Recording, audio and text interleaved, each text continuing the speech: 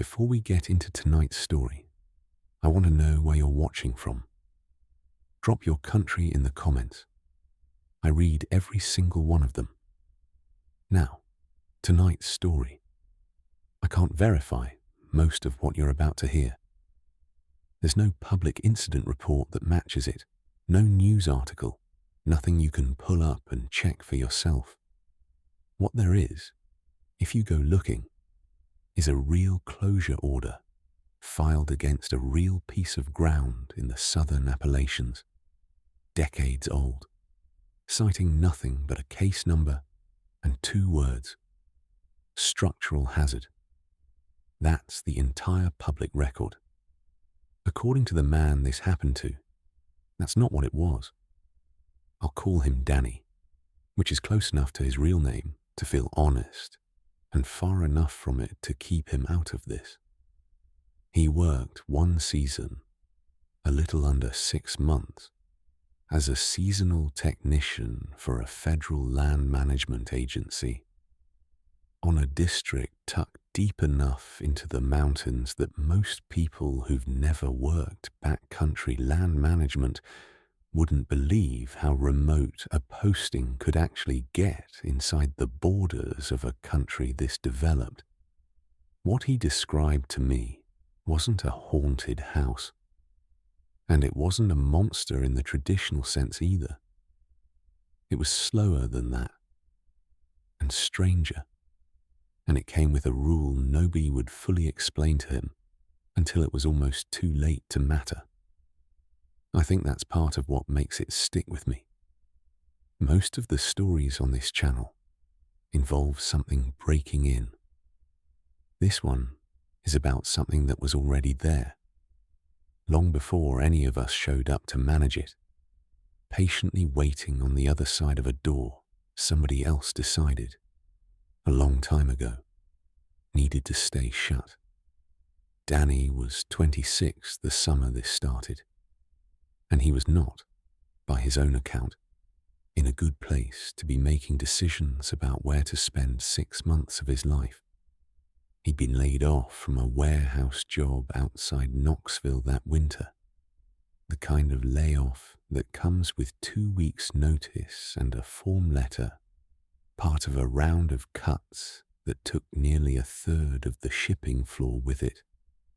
And he'd burned through most of his savings by March, covering rent on an apartment he'd already given notice on by April, waiting on a security deposit refund that took 2 extra months to arrive, because the property manager, he said, was dealing with some things, which turned out to mean the building had changed hands twice since he'd moved in, and nobody currently in charge of it felt especially urgent about refunding a departed tenant's $400. He had a truck that needed a transmission. It wasn't going to get that year. A relationship that had gone from on again, off again, to firmly off sometime around February. In a breakup Danny described as mutual. In the specific way breakups are mutual, when one person has clearly already moved on, and the other is only agreeing because arguing about it feels pointless, and a cousin who worked seasonal fire crews out west and told him, almost as an afterthought during a phone call about something else entirely, that the Forest Service hired technicians every summer for trail work, campground closures, and backcountry patrol, and that districts back east sometimes struggled to fill those same seasonal slots because the pay didn't compete with anything closer to a city. The pay wasn't great. It came with housing. Housing was the part Danny cared about, since by the time he actually filled out the application in late April, he had 11 days left on a lease with nowhere lined up after it, and a bank balance that made the idea of first, last, and deposit on anywhere new feel like a joke. The conversation with his cousin, the one that actually put the idea in his head, happened almost by accident over a phone call that was originally about something else entirely. His cousin calling to see if Danny wanted to split gas money on a truck part neither of them ended up buying. Danny mentioned, mostly to have something to say, that he didn't know what he was doing come summer. And his cousin, who'd worked 2 seasons on a fire crew out in Montana, said the Forest Service back east was always short on seasonal technicians because the pay didn't compete with anywhere near a city, and that if Danny didn't mind being somewhere quiet for a few months, it wasn't a bad way to reset. Danny hadn't thought about federal seasonal work before that call, had no particular attachment to the outdoors beyond a normal fondness for it, and applied mostly because the alternative that week was moving back in with his mother for however long it took to find something else. An option he'd been actively trying to avoid since he turned 22. The interview was over the phone with a district ranger named Colston, a man who sounded tired in a way that had nothing to do with the time of day. He asked 4 questions. One of them was whether Danny had a problem being alone for long stretches. Danny said no, not really. And at the time, that was true. The offer came 2 days later. Report date was the first week of June. Housing was a shared bunkhouse at the district office for the first 2 weeks of training. And after that, Colston said, an assignment to one of the district's remote posts, a cabin with a generator, and a job nobody else wants this year. Danny should have asked more about that sentence. He didn't. $600 a week and a place to sleep sounded at the time like the answer to a problem, not the start of one. He drove up on a Sunday in the first week of June through 2 hours of switchbacks that turned his phone signal from full bars to nothing somewhere around the county line, and the district office sat in a gap between 2 ridgelines, a low cinder block building, a gravel lot, a flagpole with a limp flag, and behind it, the land just kept climbing, ridge after ridge, going soft blue with distance, the way mountains do when you're finally far enough into them to stop counting the turns. Danny told me that was the first time in months he'd felt anything close to good, just looking at it. He'd grown up flat, in a town built along a highway, and the sheer vertical scale of the place, the way the ridge lines stacked up behind each other until the farthest ones lost their colour entirely and just became suggestion, hit him harder than he expected. He sat in the truck for a few minutes after he parked. He told me, just looking at it, before he made himself go inside and check in like an adult with somewhere to be. The district office itself was smaller than he'd pictured from the phone interview. A front room with a counter and a bank of radios. A back hallway lined with topo maps and faded photos of past hotshot crews. And an overworked-looking woman at the front desk who signed him in, handed him a packet of forms, and told him orientation started at 7 the next morning. Sharp. And that if he was going to be late even once during training, he should save everyone the trouble and turn around now. He wasn't late once, not because he was naturally punctual, but because he genuinely didn't have anywhere else to be. No other life competing for his attention that summer, which he said was probably the single quality that made him look, on paper, like a good candidate for a job nobody else wanted. He didn't know yet that 2 ridges over, there was a hole in the ground the district had been quietly managing since before the current version of the Forest Service had fully taken shape. And and that in 9 weeks, he'd be the one responsible for making sure it stayed managed. Training took 12 days and covered exactly what you'd expect from a Forest Service seasonal program.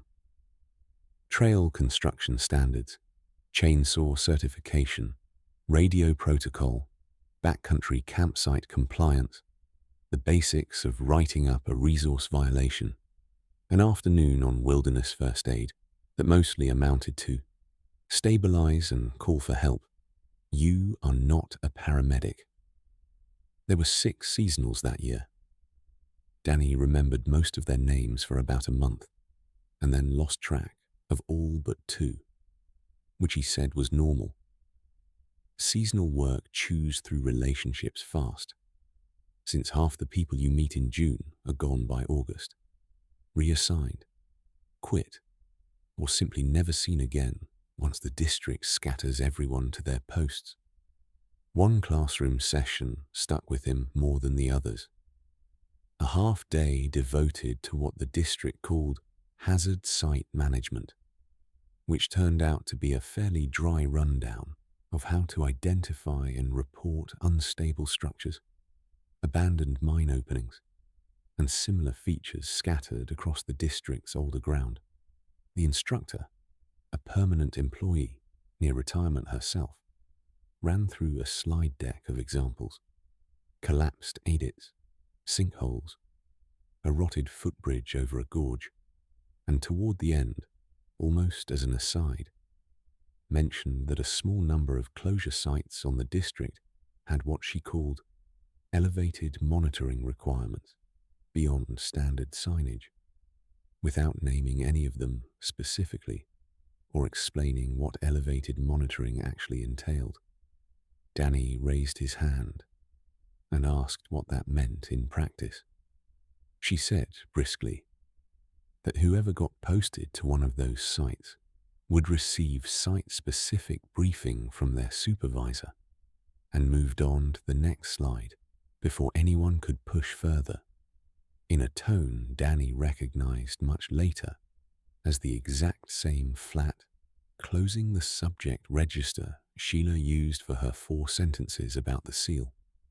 At the time, he didn't think anything of it. He was one of 6 people in a room getting a lot of information very quickly, and it was easy, in the moment, to let one odd non-answer slide past unremarked. The training itself stretched across those 12 days, in a rhythm Danny came to recognize quickly. Mornings in a classroom that was really just the district conference room, with the blinds always half shut against the glare.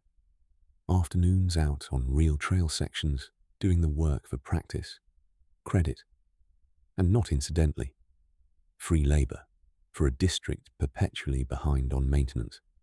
Chainsaw certification day ran 9 hours and left every seasonal's forearms shaking by the end of it, standing in a rotation around a downed poplar, while an instructor named Purdy, a broad, unhurried man who'd clearly done this exact demonstration 100 times, walked them through bore cuts and bind release with the patience of someone who'd seen what happened when people rushed it.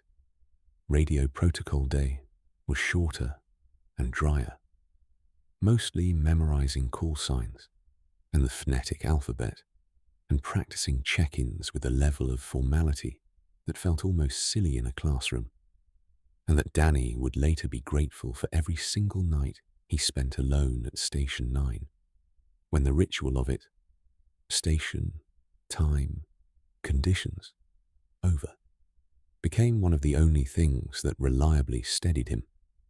He roomed in the bunkhouse those 12 nights with 4 other seasonals, including Miles, who turned out to be 22, fresh out of a wildlife biology program, and quietly anxious about almost everything in a way Danny found oddly reassuring, since it meant he wasn't the only one out of his depth. They stayed up too late a few of those nights talking through a shared bottle of bourbon someone had smuggled in against bunkhouse rules, trading the kind of loose, half-true stories people trade when they've known each other 4 days and won't remember most of it by August. Nobody mentioned Station 9 specifically during that stretch. Danny didn't even know the name yet, but he remembered afterward that once, when a woman named Priya, who'd worked a single prior season on a different district, mentioned in passing that she'd heard the back half stations on this district had a weird one. One of the permanent staff sitting nearby changed the subject fast enough that 3 separate people noticed. The way you don't push on a thing when the room has clearly decided not to talk about it. By the end of training, 4 of the 6 had been sent to the district's more popular ground down toward the gorge, where there were day hikers, waterfalls, and enough cell signal to matter. Danny and Miles were assigned to what the crew lead, a permanent employee named Sheila, mid-40s, sun-creased, economical, with words in a way Danny initially read as unfriendliness, and later understood was something closer to caution, called the back half. 3 guard stations spread across the district's least visited terrain, places that existed mostly to house whoever was doing closure monitoring, invasive species surveys, and structural checks on fire towers nobody used anymore. Miles got Station 6, a defunct lookout tower with a bad radio repeater. Danny got Station 9. He asked Sheila, on the drive out to see it for the first time, why it was called Station 9 when, as far as he could tell, there were only 4 active guard stations left on the whole district. She told him the numbering went back to a system from the 70s, before some stations got decommissioned, and nobody had bothered renumbering because the paperwork wasn't worth it. Danny said that was a strange answer to a simple question. Sheila laughed, not quite the way you laugh at something funny, and told him he'd get used to strange answers being the only kind he got out here. Station 9 sat about 40 minutes off the nearest gravel road, at the end of a spur trail gated to vehicle traffic past a certain point. So Danny had to hike the last 1.5 miles in with his gear loaded onto a UTV that belonged to the station, which he'd drive out once a week for supply runs and leave parked at the gate the rest of the time. The cabin itself was a single room, a wood stove, a cot, a propane fridge that hummed unevenly, a hand pump for well water out back, and a radio base station bolted to the wall, which Sheila told him, very clearly, was the only reliable way to reach anyone if something went wrong, because cell signal at Station 9 did not exist. Not even the 1 bar you sometimes get holding a phone at a strange angle near a window. There was no window facing the direction that would have mattered. Behind the cabin, maybe 600 yards up a rough social trail that appeared on no public map, was the reason Station 9 existed at all. Sheila walked him up there herself on his first full day, before handing him off to solo duty, and she didn't waste time on preamble, like she wanted the introduction over with, before she had to think too hard about how to phrase it. The trail ended at a shelf of grey rock, half shadowed by hemlocks, where the mountain opened into a mouth about 8 feet across, and maybe 6 feet high, and where that mouth should have continued down into the dark, it instead ran back about 4 feet and stopped at a wall of poured concrete, grey-white and streaked with decades of mineral staining, reinforced at the edges with rebar driven into the surrounding rock and bent back on itself. Somebody, a long time ago, had painted a string of numbers and a partial date on the concrete in the same yellow used for trailblazers. Most of it had weathered away. What remained might have been 1961. It might have been 1967. Danny was never sure which, and it bothered him more than it should have that he couldn't tell. There was a sign a few feet off, standard Forest Service issue, bolted into the rock. It cited a code section, declared the area beyond that point closed to all public entry due to hazardous conditions, and left it at that. Danny asked what kind of hazardous conditions.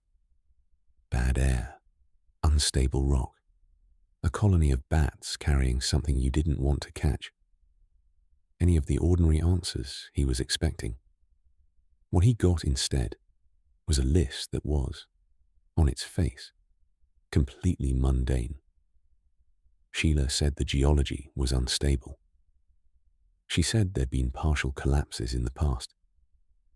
She said the district's official position was that entry was never to be permitted for any reason, staff included, and that his job with respect to the site came down to one thing: hike up once a day, visually confirm the seal was intact, note the time and conditions in the station log, and radio it in during his evening check.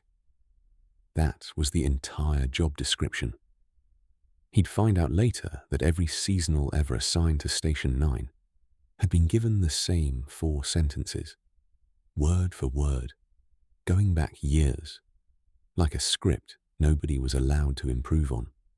He asked what happened if the seal wasn't intact. Sheila looked at him a second too long before answering. "It always has been," she said. "Just log it and call it in, and let people whose pay grade this is worry about the rest." Then she checked her watch and said they should head down before it got dark, though it was barely 2 in the afternoon, and the light wouldn't fail for another 6 hours. Sheila left him alone at the cabin that evening, driving the UTV back down to the gate once she'd walked him through the radio base station one final time.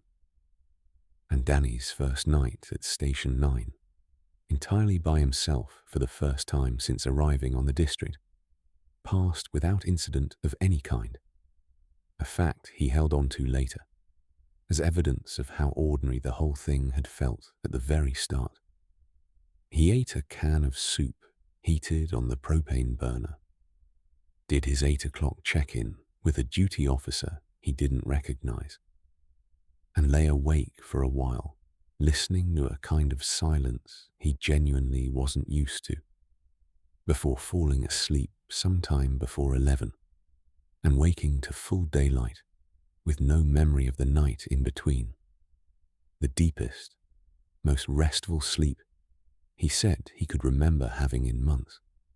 He told me he thought, that first morning, that he'd landed the easiest job of his life. And he wanted that on the record too, because it made everything that came after harder to explain to anyone who assumed a place like that should have felt wrong from the very first hour. It hadn't. It had felt, for those first several days, like exactly the fresh start he'd come up the mountain looking for. For the first 3 weeks, the job was exactly as boring as it sounded. And Danny told me, without hesitation, that those were the best 3 weeks he had out there, because boring was what he'd signed up for.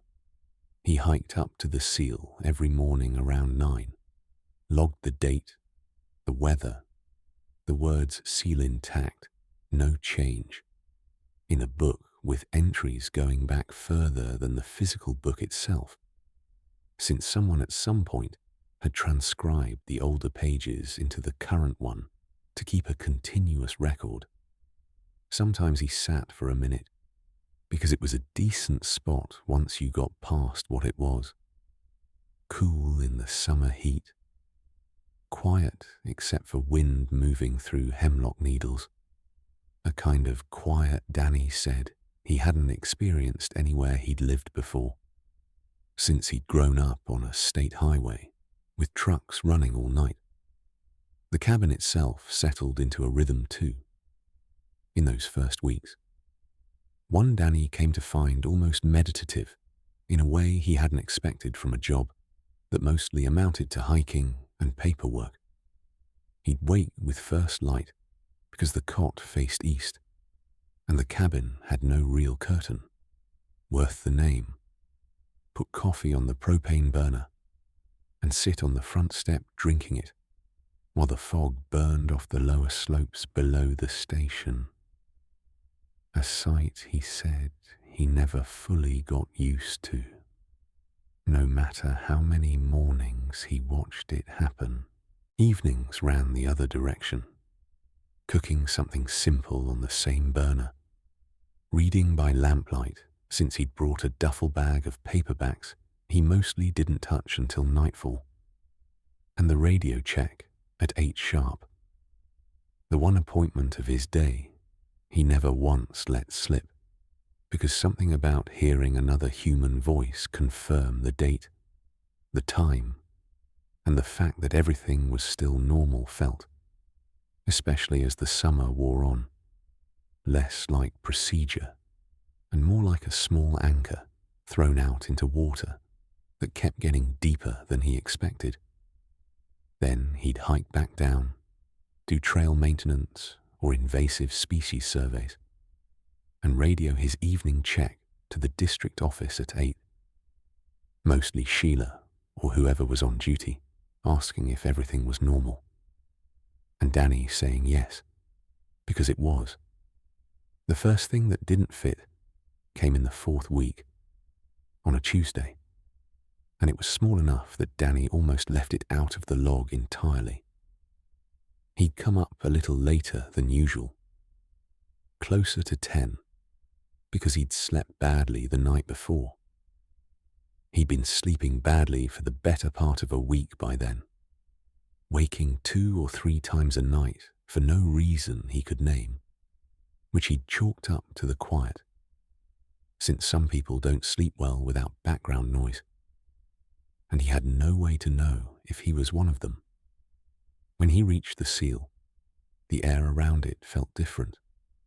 Not colder exactly, but heavier. The specific pressure you feel behind your ears right before a storm breaks. A sensation that seemed to thicken the closer he got to the concrete itself, and ease slightly the moment he stepped back a few paces to check, which he did twice, almost by reflex, before he trusted what his own body was telling him. He stood there a minute longer than he needed to, testing the boundary of the feeling the way you'd probe a bruise to see how far the tenderness ran, and found it held steady in a rough radius, he estimated later, at somewhere around 30 feet from the seal itself, sharp enough at the edge that he could have marked it on the ground if he'd thought to bring flagging tape. He logged it as atmospheric change, possible weather system, and radioed it in, and Sheila asked very evenly what the barometer reading was. Danny said he didn't have a barometer. There was a pause on the radio before she told him to log the reading off the cabin's wall unit going forward, every time, whether anything seemed different or not. That was the first time Danny understood that somebody, somewhere, cared about pressure readings at a specific hole in the ground that was, according to the sign, just an unstable patch of rock. Around that same time, on one of his weekly supply runs into the small unincorporated community closest to the district boundary, Danny had an exchange he didn't think much of at the time and thought about constantly later. He'd stopped at the only real store in town, a combination gas station and grocery that sold everything from fishing tackle to frozen pizza, to pick up propane and a few groceries. And the woman working the register, 60-something, with the particular, unhurried friendliness of someone who'd worked that same counter for decades, asked him, making conversation, where he was posted. He told her, Station 9. Her hand paused on the register for just a second, not dramatically, just a small hitch in an otherwise smooth motion. And she said, "Oh, out by the old Barlow ground," in a tone that wasn't quite a question. Danny said he didn't know the name, and she said, "Well, that was probably for the best," and rang up the rest of his order without saying anything more about it. He asked lightly what she meant, and she glanced toward the front window for a second, out at the gravel lot and the ridgeline beyond it, before answering. "My mama used to say some ground just don't want company," she said, "and that ground in particular never did care much for the Forest Service, trying to make friends with it either." She smiled then, the specific smile people use to end a conversation without seeming rude, and told him to drive safe going back up, since the light went early behind those ridges this time of year. He thought about pushing further and didn't, and he told me afterward that not pushing was, in hindsight, another one of the small decisions he wished he'd made differently, since it meant he spent another 2 months not knowing a name, Barlow, that would eventually matter more than almost anything else in the story. The second thing happened 9 days later, and it was harder to explain away. Danny kept a trail camera on the social trail leading up to the seal, standard practice for monitoring unauthorized entry into a closed area, positioned about 200 yards below the site itself, angled to catch anyone hiking up. He checked the card every few days as part of his rounds, usually a quick, unremarkable task he did while the SD card was swapped into a little card reader that plugged into a battery-powered laptop the station kept for exactly that purpose. On the Thursday in question, scrolling through a week's worth of triggered frames, mostly deer, one bear ambling through at 4 in the morning that made his stomach drop for a second before he recognized the shape. A raccoon investigating the camera, housing itself close enough to blow out the exposure on 2 consecutive frames. He found 4 consecutive frames, taken across roughly 90 seconds, of nothing, not blank. Frames with the trail, the hemlocks, the grey light of early morning, all correctly exposed, but wrong in a way Danny struggled to put into words, even when he tried more than once. The closest he got was that the frames looked like photographs taken through several layers of something, a faint warping around the edges of each frame, bending inward toward a point on the trail that was, in every image, completely empty. The warp itself growing very slightly more pronounced from the first frame to the 4th, as though whatever was causing it had been drawing nearer across that minute and a half, rather than simply sitting still. Timestamp 3:47 a.m. He didn't sleep that night either, and this time he knew why. There was a smaller thing that happened in between, easy to miss if you're only counting the big incidents. But Danny brought it up every time he retold the story, because he said it was the first time the wrongness stopped being confined to a single spot and started feeling like it belonged to the whole area. Station 9 sat in reasonably good deer country. Danny saw them most mornings, grazing along the edge of the old logging grade below the cabin, unbothered by his presence the way deer get in places with light human traffic. Sometime in his 5th week, he noticed they'd stopped coming up past a certain point on the social trail. Not stopped entirely. He'd still see them lower down, near the cabin, near the logging grade. But the last 100 yards or so before the rock shelf, the section closest to the seal, simply emptied out. No droppings, no browse marks on the rhododendron that thickened along that stretch. Nothing to suggest they were even passing through anymore, let alone bedding down.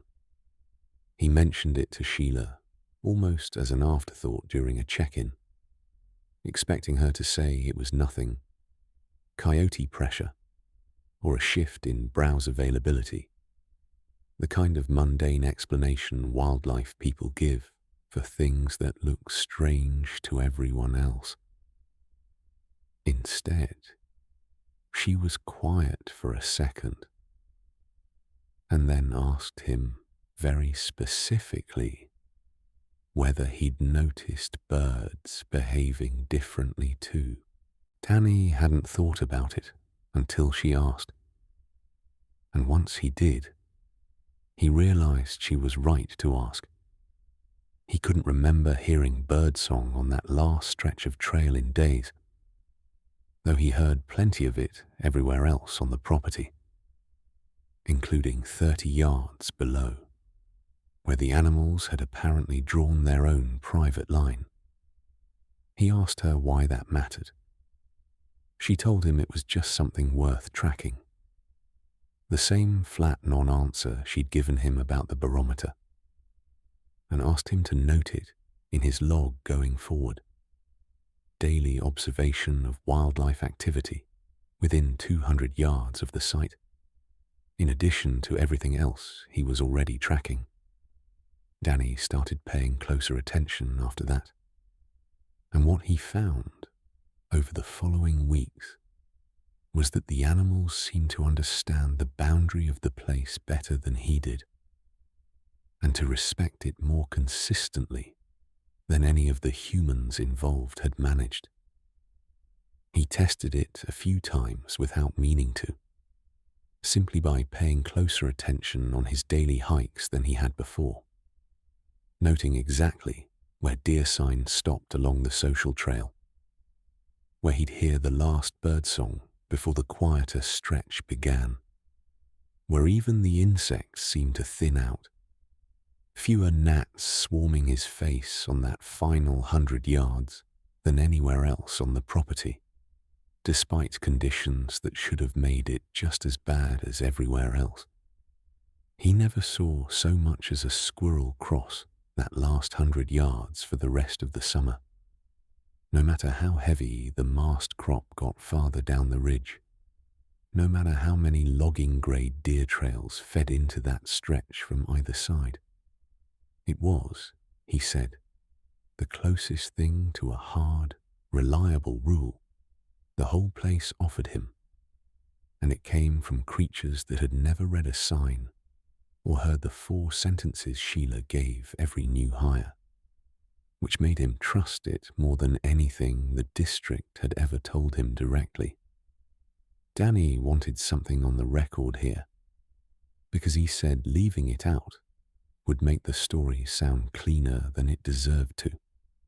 During those first 6 or 7 weeks, even after the pressure readings and the camera frames, he did not ask to be reassigned.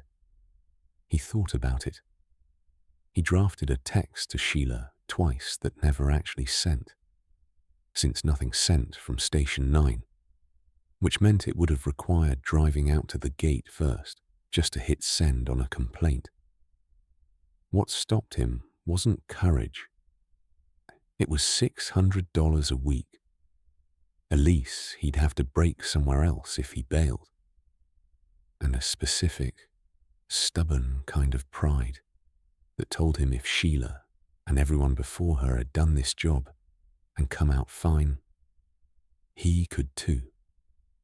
He told me he thought about that decision every single day for the rest of the summer. And it's the one thing in the whole story he wishes he could take back. Not because of what eventually happened, but because he's come to believe the not asking was its own kind of rule. Broken. The kind nobody puts on a sign because they assume you'll be smart enough to walk away on your own. He wasn't, so he stayed. The third incident was the first that felt aimed at him specifically, rather than just strange in general. It was a Saturday, deep into July. Humid enough that morning that Danny's shirt was already damp by the time he reached the top of the social trail. The kind of thick mountain heat that settles into the hollows and doesn't move until afternoon storms finally break it apart. He'd gone up for his morning check at the usual time. Radio clipped to his belt. Logbook tucked under one arm the way it always was. The seal was intact. It was always intact. The concrete itself never changed the entire time he worked there. But at the base of it, where the wall met the rock shelf, somebody had arranged 7 stones in a straight line, each roughly fist-sized, evenly spaced, running from one edge of the seal to the other, spaced with a precision that struck Danny immediately as too deliberate for anything natural, too even for anyone doing it carelessly or in a hurry. He crouched and looked at them for a long moment before he even reached for his phone to photograph them. Some part of him needing to simply absorb what he was looking at before turning it into documentation. They hadn't been there the day before. Danny was certain of that, because 2 days earlier, he'd swept loose gravel off that exact spot, looking for hairline cracks. A habit Sheila told him to maintain, even though poured concrete didn't really shed the kind of surface debris you'd sweep for. He photographed the stones, logged them, and radioed it in, expecting Sheila to say kids had hiked past the gate, which happened occasionally with local teenagers who knew the district's unmarked spur trails better than most staff did. Instead, there was a longer pause than usual, and then Sheila asked carefully whether the stones were touching each other or spaced apart. Danny said, spaced, evenly. Another pause. She told him to leave them exactly where they were, not to touch anything, and to log their position and count every day going forward. He did. For the next 5 days, the count didn't move. On the 6th day, there were 8. He asked Sheila outright, on the radio, where the 8th stone had come from. Since nobody had hiked past the gate, he'd have seen the UTV moved, or fresh boot prints in the soft dirt by the trailhead register, and there were none of either. Sheila told him she didn't know, and for the first time, she sounded like she believed her own answer, which was somehow worse than if she'd been lying. She told him the count mattered, to keep logging it precisely, and that if the number ever dropped instead of rising, he was to call it in immediately, day or night, no matter the hour. Danny asked what happened if it dropped. She said that hadn't occurred in her time on the district, and that she genuinely didn't know what would follow if it did. That was the end of the conversation. She signed off before he could ask anything else. That night was the first time Danny heard the sound. He described it to me more than once, trying different comparisons each time, hoping one would finally land right. The closest he ever settled on was this. Imagine a very large door, somewhere far off, being opened slowly enough that the hinge doesn't creak so much as breathe. One long exhale that runs 4 or 5 seconds and stops. And then, after a gap of half a minute or so, happens again. It wasn't loud. That was the unsettling part. It felt close, the way a whisper feels close, pitched specifically to reach him and no farther, rather than simply loud enough to carry. It started a little after midnight and continued at irregular intervals until almost 4 in the morning. Danny sat up the whole time with every light in the cabin on and the wood stove door open, so he'd have something to look at that wasn't a window. He didn't go up. He told me that was the one piece of the story where he felt genuinely, uncomplicatedly proud of himself, because every part of him wanted to check on the stones, to put eyes on the seal and confirm nothing had changed. And he made himself stay in the cabin instead. Some instinct he didn't fully trust, yet telling him that going to look was exactly what he was being invited to do. In the morning, there were 9 stones. He held to that discipline, staying in the cabin, not going up after dark, for exactly one more night before he broke it. And he wanted that on the record too, since he said the story would sound braver than it deserved to if he left it out. 2 nights after the count reached 9, unable to sleep, he convinced himself he only wanted to check the trail camera, not the seal itself. A distinction he knew even at the time was mostly a story he was telling himself to justify going up there at all. He took his headlamp, left the rifle he wasn't licensed to carry on patrol, locked in the cabin, and hiked the 600 yards in full dark for the first and only time that summer, outside of daylight hours. Nothing happened, in the sense that nothing new appeared and nothing changed. But he stood on the rock shelf for perhaps 90 seconds, headlamp beam fixed on the concrete and the 9 stones arranged in front of it. And he told me that 90 seconds was the longest he had ever felt time behave, each second arriving separately from the one before it, instead of flowing the way seconds normally do.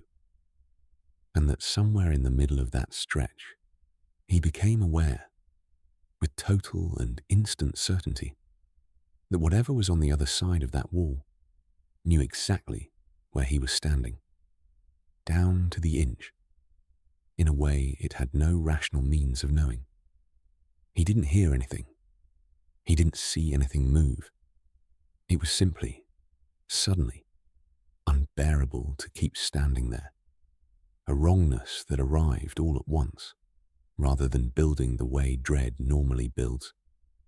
And he turned and walked back down the trail, at a pace that became a jog, somewhere around the halfway point, and arrived at the cabin, breathing like he'd run the whole way, though he was fairly sure, checking his watch afterward, that he hadn't started running until close to the end.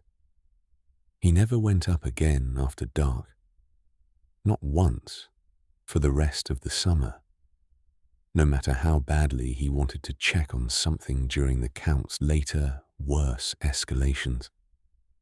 Whatever he'd felt standing there those 90 seconds was the one experience that summer he never needed repeated to understand completely.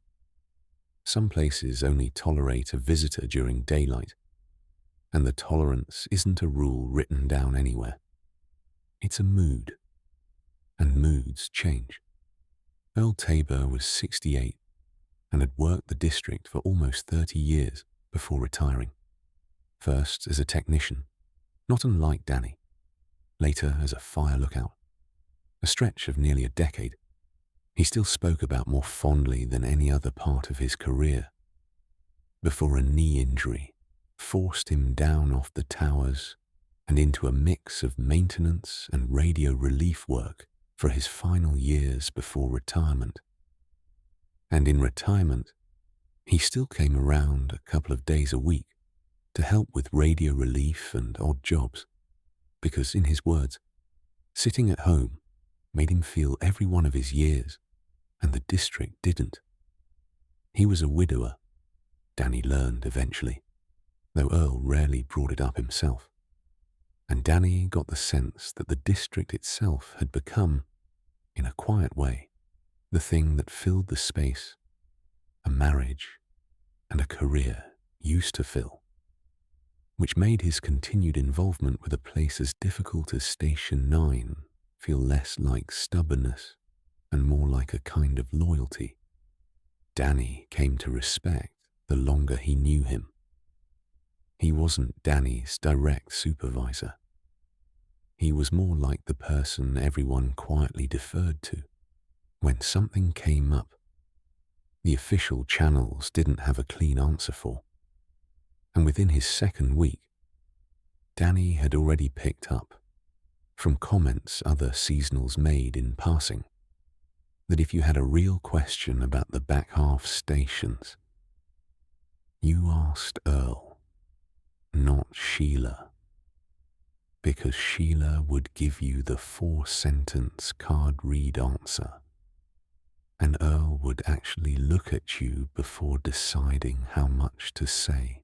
Danny caught him on the radio relief shift the morning after the 9th stone appeared, and instead of running through his normal check-in, he asked to talk to Earl directly, which wasn't really how the system worked, but nobody stopped him. Earl came on a few minutes later, and Danny told him everything. The stones, the count, the sound, faster than he meant to, the words tumbling out of order. There was a long quiet on Earl's end, static filling the gap. And then he said, in the dry, unhurried way Danny said, took him a while to get used to. All right, you did the right thing not going up there last night. First thing, how many stones this morning? 9, Danny told him. Okay, Earl said. That's not the number you want to hear go much higher than that. I'll come out this afternoon and we'll talk face to face. Don't hike up again till I get there.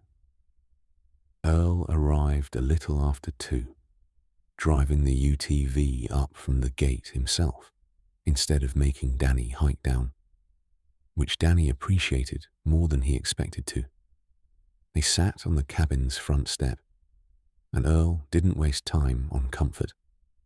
He told Danny straight that he wasn't going to get the full story, because nobody had the full story, not even people who'd worked the district decades longer than Earl had, but that he'd tell him what he could. Because in his opinion, the district's habit of handing new seasonals 4 sentences and a logbook and calling it training was a good way to get somebody hurt, and he'd said as much to more than one district ranger over the years, without much success, changing the policy. What Earl told him, condensed from what became a much longer, more meandering conversation that stretched into the evening, was this. The seal had been poured sometime in the early 60s, following what surviving paperwork called a structural incident, a phrase, Earl said, that anyone who'd worked the district long enough understood to be doing a lot of quiet, deliberate work. Before the concrete, the opening had been a known cave system, surveyed and partially mapped by a local family named Barlow, who'd worked timber and mineral rights in the area going back to the 1800s, and who had, according to local telling more than any official record, lost at least 2 family members to the cave across 2 separate generations, decades apart, under circumstances nobody had ever written down cleanly. Locally, before the Forest Service acquired the land and sealed it, people had called it the Barlow Hole. and some of the older families in the surrounding hollows still did. Quietly, the way you keep calling a road by its old name, even after the county puts up a new sign. Earl said the stones themselves were new to him. He'd never encountered that particular manifestation in his own years on the district. But the underlying pattern, something that counts upward toward a number nobody was willing to name a ceiling for, tracked with stories he'd heard from an old-timer who trained him back in the early 90s. That man had described something similar during one particularly bad stretch, a series of scratches on the cabin's doorframe that appeared overnight and multiplied the same way. He'd told Earl, almost as an aside, that the one thing every seasonal who'd worked Station 9 agreed on, across every era, official policy or not, was this: whatever the mechanism, whatever shape it took that particular year, the count was never, ever supposed to reach the point where it matched something. Nobody knew what the something was. It was possible nobody currently living did. Danny asked reasonably. Matched what? Earl said he genuinely didn't know, and that in his experience the not knowing was the safest place to leave it, because every time somebody had gotten curious enough to go looking for the specific number, it had gone badly for them in ways that were hard to pin cleanly to any one incident. More a slow, bad turn in their luck and their health that people around the district noticed and quietly stopped discussing. He told Danny to keep counting, keep logging, keep calling it in the second anything changed, and to trust that the reason nobody had given him a hard number wasn't the Forest Service hiding it from him specifically, but because, as far as Earl knew, there wasn't one to give. Danny asked how the Barlows had lost the two family members Earl had mentioned, and whether that history had anything to do with why the site had been sealed in the first place, rather than just fenced off and marked, the way most hazardous ground on the district was handled. Earl said the story he'd heard, second-hand from the same old-timer who'd trained him, was that the first Barlow to go missing had been a young man in his 20s, sometime around the turn of the last century, lost during what family history remembered as a routine trip into the cave to check on a timber claim boundary that ran near its mouth, and that he'd simply never come back out, with a small search turning up nothing more than a dropped lantern about 40 feet inside the entrance. The second loss came decades later, in the 1950s. A Barlow granddaughter who'd gone in, by family account, specifically looking for some trace of what had happened to her great-uncle, against the explicit wishes of the rest of the family, and who likewise never came back out. It was after that second disappearance, Earl said, that the family petitioned the county, and eventually the federal government, once the land came under Forest Service management a few years later, to have the cave permanently closed, not just to the public, but to everyone, a request the agency apparently took seriously enough to actually pour concrete over a natural cave mouth rather than simply post a sign, which even in Earl's experience was not the kind of thing the Forest Service did lightly or often. He also told Danny about the fire lookout mentioned obliquely in the old notebooks, a man Earl had actually met once, briefly, at a retirement gathering for a mutual colleague years after the lookout himself had left the district, an older man by then, soft-spoken, who Earl said carried himself like someone permanently listening for something behind him. Earl hadn't known at the time what the man's history with Station 9 was. He'd only learned it later, second-hand, the way most things about that site seemed to travel. What Earl had been told was that the man had worked the post decades earlier, back when the mechanism took the form of scratches on the doorframe rather than stones, and that one night, after the count reached whatever unspoken number applied that particular season, he'd gone up to the seal against every instruction, alone, in the dark, for reasons nobody who told the story afterward could agree on. Some said grief over a personal loss that had nothing to do with the job. Others said simple curiosity that finally won out over caution the way it nearly had with Danny. He'd come back down before morning, physically unharmed, and had gone on to work several more seasons on other parts of the district without incident. But everyone who'd known him before that night agreed something in him had changed permanently. A new quietness, a habit of checking over his shoulder in ordinary, well-lit rooms, an unwillingness ever to discuss that specific stretch of his career, even decades later, when most people mellow enough to tell old stories freely. He never explained what he'd seen. As far as Earl knew, he'd never told a single soul the full account, and he'd died a few years back without ever changing that.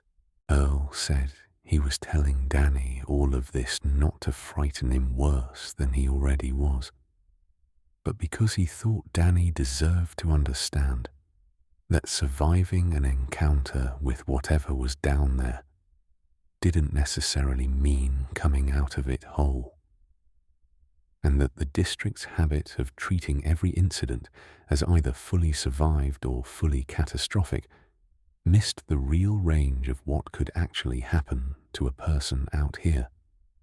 Danny asked, before Earl left that evening, whether any Barlows still lived in the area. Earl said there were a few, scattered around the county, most of them long removed from any direct connection to the old timber claims, but that there was one, an old man named Coy Barlow, easily past 80 by then, who still lived on a small piece of family land, maybe 15 minutes off the district boundary by truck, and who Earl had spoken to exactly once, years earlier, when a survey crew needed permission to cross a corner of his property. Earl warned him that Coy had a reputation for being difficult with strangers, especially Forest Service strangers, given the history, but that if Danny wanted to try, he wasn't going to stop him. Danny drove out there on his next day off, uninvited, and found a low-frame house set back off a gravel county road, a hand-lettered no trespassing sign nailed to a fence post that looked like it had been repainted more than once over the years without ever softening its message. An old man was out front, splitting kindling when Danny pulled up, and he stopped mid-swing to watch the truck the whole way up the drive, axe still in hand, in a way that made Danny second-guess the entire visit before he'd even gotten out of the cab. Coy Barlow did not want to talk to him. Not at first. He asked flatly whether Danny worked for the Forest Service, and when Danny admitted he did, said he had nothing to say to government people about that ground and hadn't in 50 years, and that Danny should get back in his truck. Danny said, as evenly as he could manage, that he wasn't there on the district's behalf, that he was working Station 9 himself that summer, and that he needed to understand what he was dealing with, because nobody who was supposed to explain it to him actually had. Something in that, Danny thought afterward. It might have been the specific exhaustion in his own voice, more than anything he actually said, made the old man's posture change, just slightly, the axe finally coming to rest against the woodpile. They talked for the better part of an hour, sitting on two mismatched chairs on Coy's porch, while a dog Danny never got the name of dozed in a patch of sun nearby, occasionally lifting its head to watch a car pass on the county road below before settling back down. Coy offered him a glass of sweet tea about 20 minutes in, a small gesture that told Danny he'd been at least partly accepted as worth talking to.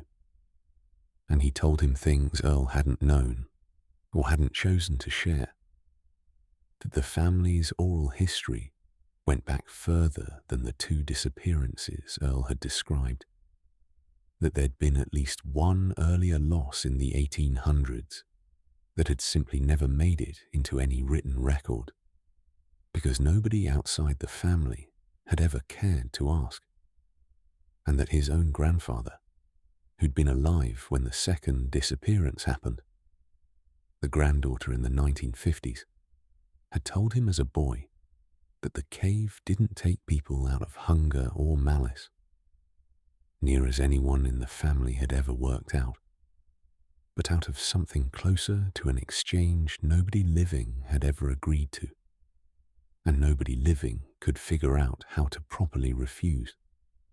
Coy said his grandfather's exact words, which he still remembered clearly enough to repeat them almost word for word, were that the ground had a debt it collected on its own schedule, and that the family's mistake, generations back, had been treating it like a place instead of like a creditor.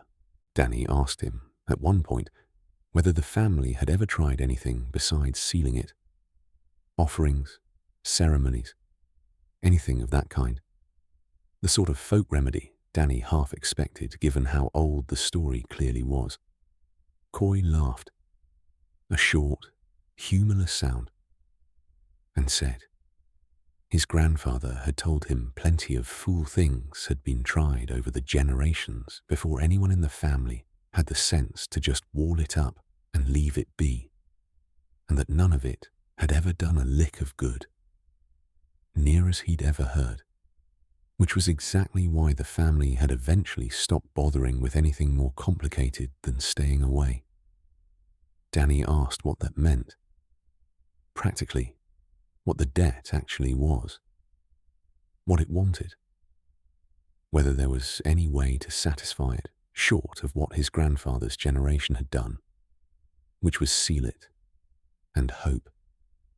Coy said he didn't know, that nobody in his family had known in a very long time, if they'd ever known at all, and that the closest thing to an answer anyone had ever offered him was his grandfather's insistence that the counting, whatever form it took, in whatever era, was never the debt collecting itself, only the debt announcing that it hadn't forgotten.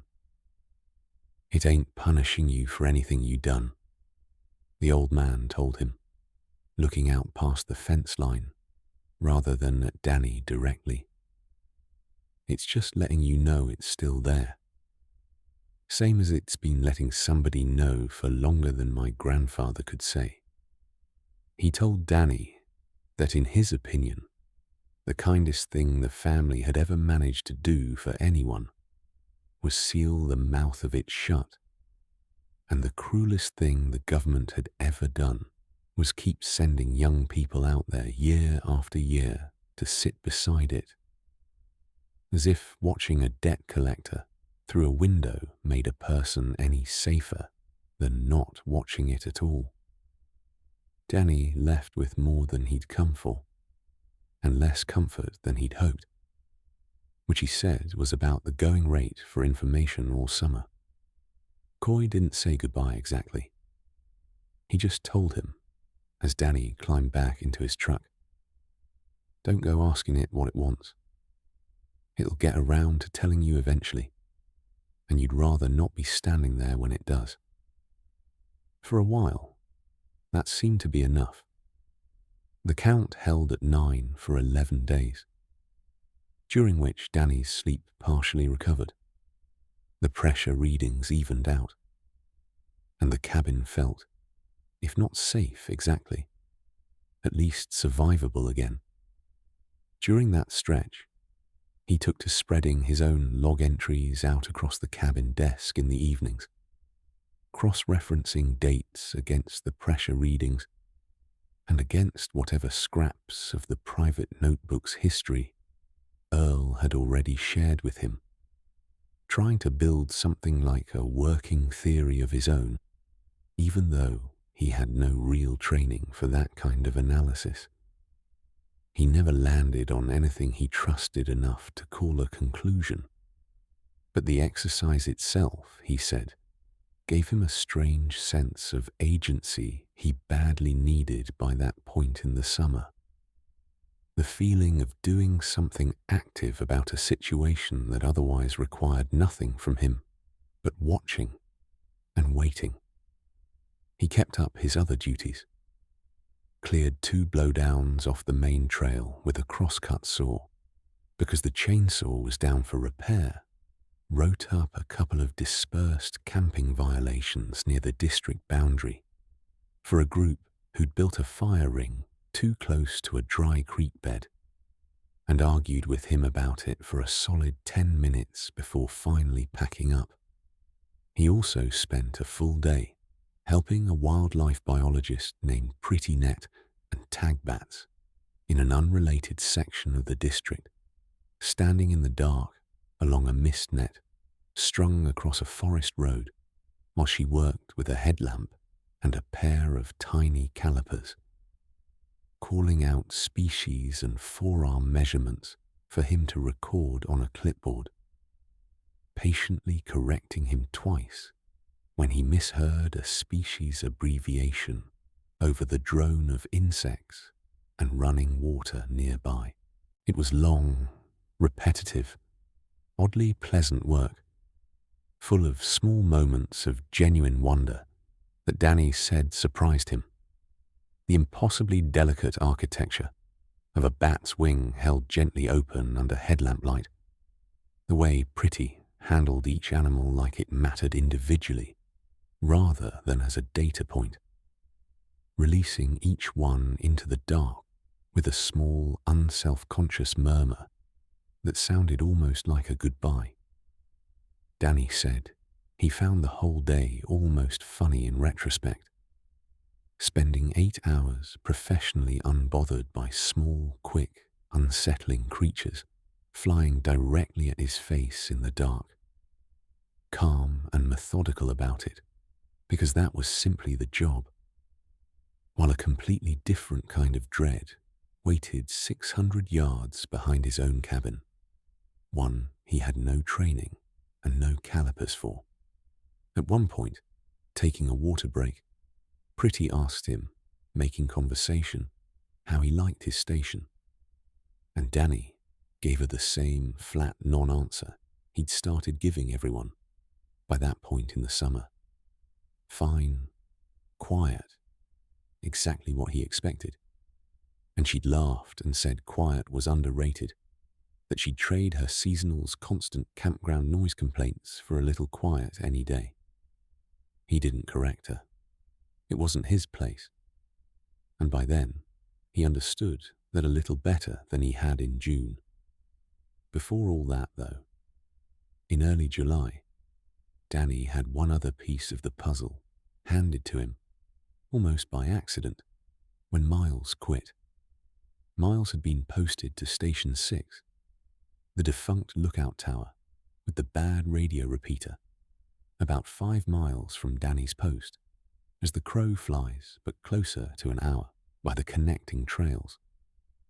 The two of them cross paths maybe once every couple of weeks, usually at the district office on supply days, and had kept up a loose, tired kind of friendship, built mostly around comparing notes on how isolated their respective assignments were, In their third week out, over a shared lunch at the office picnic table, Miles had mentioned, in the same offhand tone people use for genuinely mundane complaints, that Station 6's tower had a persistent problem with its stairs.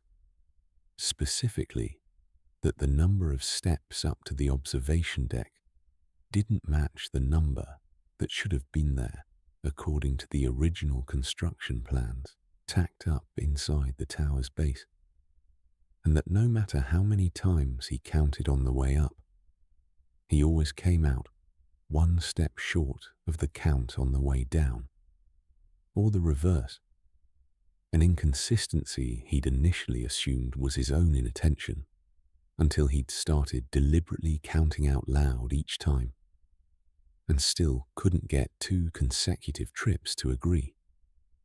Danny hadn't thought much of it at the time.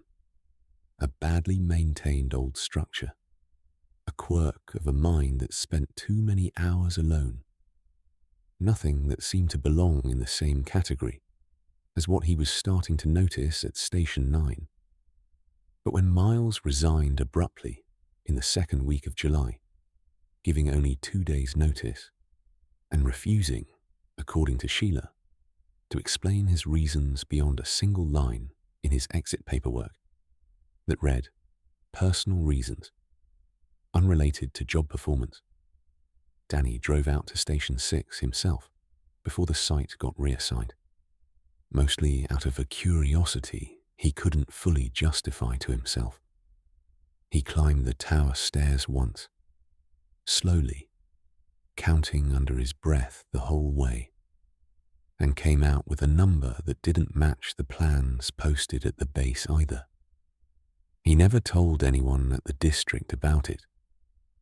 He didn't climb those stairs a second time to check whether the discrepancy would repeat. And he told me that was one of the few moments that summer where he made the safer choice without having to talk himself into it. Some instinct simply told him a second trip wasn't worth confirming what the first one had already suggested, which was that Station 9's problem, whatever it actually was, might not be entirely unique to Station 9. He also, during that quieter stretch, got to know Sheila a little better than he had in June, mostly through small moments that didn't fit the flat, card-read version of her he'd met on his first day. Once, refueling the UTV at the gate, she told him, unprompted, that she'd worked Station 9 herself for 2 seasons back before she went permanent, and that the reason she gave new seasonals the same 4 sentences every time wasn't laziness or policy blindness, but because she genuinely believed, from her own experience, that knowing less going in made the first few weeks easier to survive. "You get told everything at once," she said. "You either quit on day 2, or you convince yourself none of it's real, and you get careless. Neither one helps you." Danny asked her, carefully, what had happened during her own 2 seasons. She said she'd rather not get into it, and something in her face closed the conversation before he could push further. There was one close call during that same quieter stretch that had nothing directly to do with the phenomenon itself, but that Danny said still occupied a strange adjacent place in his memory of that summer. In late July, doing his morning rounds along the boundary of the closure area, on a section of perimeter he didn't normally have reason to walk, he came across a man in camouflage, mid-50s, carrying a rifle, and clearly hunting out of season, standing not 15 feet from the closure boundary marker on the wrong side of it, close enough to the social trail leading up toward the seal, that Danny's first instinct was pure procedural alarm, rather than anything supernatural. An armed stranger inside a restricted area was, on its own, Exactly the kind of situation his law enforcement training had prepared him to de-escalate calmly and firmly. The man gave his name as Dale Rutger and said, when Danny asked what he was doing inside a posted closure, that he'd hunted that particular ridge his whole life, long before it was anybody's business to close it, and that he had no intention of going any farther than he already had, gesturing vaguely toward the social trail, as though the distinction mattered to him more than it did to the law. Danny explained, as evenly as training had taught him to, that the area was closed for hazard reasons, and that he'd need to escort him back out and document the encounter.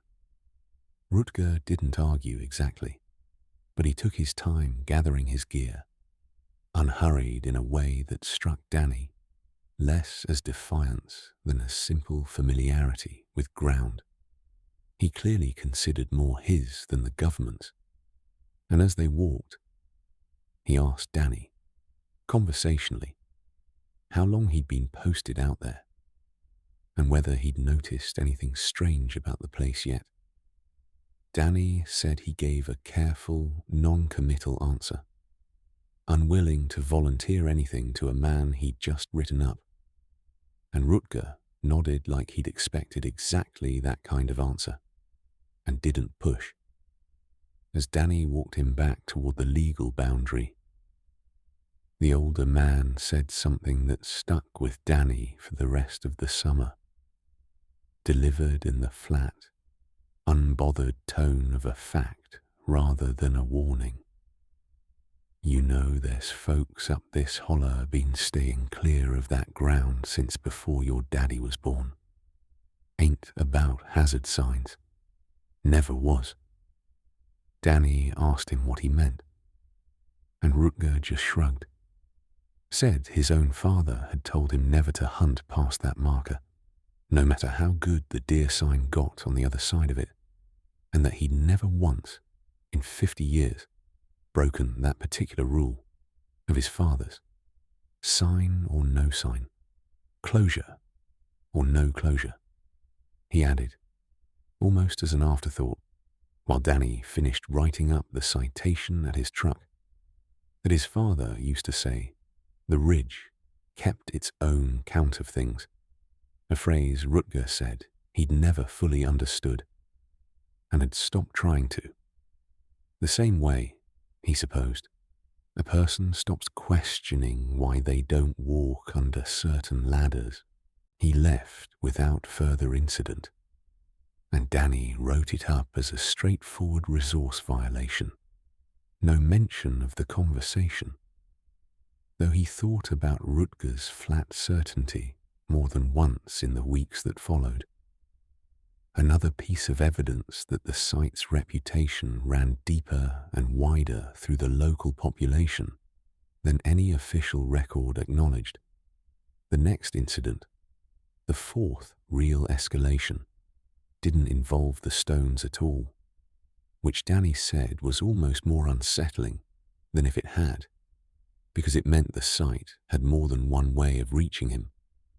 A backcountry hiker named Corey Yancey, 31, from 2 counties over, had filed a permit for an overnight trip on a trail system that, according to the map, ran nowhere near Station 9 or its closure area. The nearest legal trail junction sat over 2 miles off, across terrain steep and rough, enough that nobody casually wandered off it. Corey didn't check out at the trailhead register the next morning as planned. His truck was still in the lot at noon.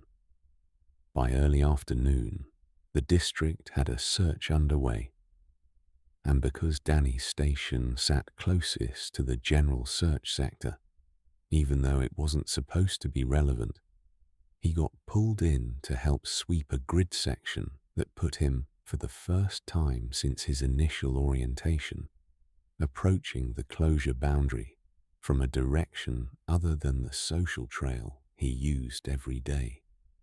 The search itself ran long into the afternoon, 6 technicians and 2 Forest Service law enforcement officers spread across roughly 400 acres of steep, laurel-choked slope, calling Corey's name at intervals over a radio-coordinated grid, the kind of methodical grid search Danny had only ever seen described in a training manual until that day. Danny was paired with a technician named Reyes, older, ex-military, who moved through the underbrush with a flat efficiency Danny tried to match and mostly failed to. They kept up a running back and forth over the handheld every few minutes. The standard search cadence.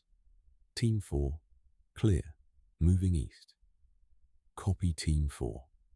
That Danny found himself almost grateful for, since it gave the whole afternoon a procedural rhythm that kept his mind from wandering toward what section of the map they were slowly working into. Around 3:30, Reyes stopped cold on a deer trail contouring the slope and held up a hand before Danny had even registered why. "You smell that?" he asked quiet. And Danny did. Faint, sourceless, gone within a few seconds. The same clean doctor's office smell Danny would later find described almost word for word in one of the hidden notebooks, though at the time he had no context for it at all, and simply told Reyes he didn't smell anything unusual. A small lie that came out of him before he'd decided to tell it. Reyes shrugged, said probably a dead animal somewhere upwind, and they kept moving.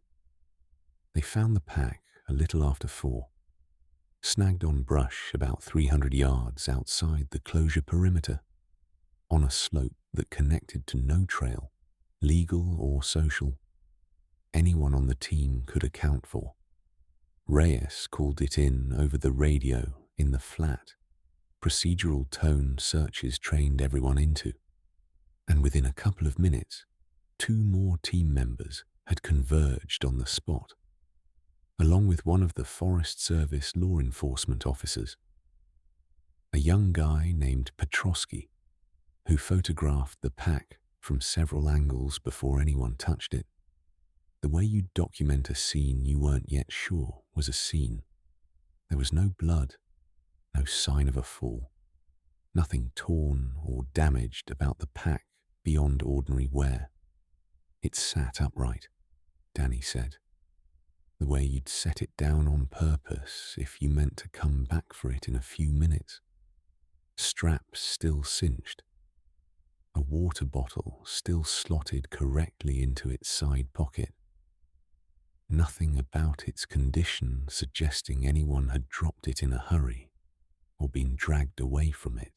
There was no blood, no sign of a fall, nothing torn or damaged about the pack beyond ordinary wear. It sat upright, Danny said, the way you'd set it down on purpose if you meant to come back for it in a few minutes.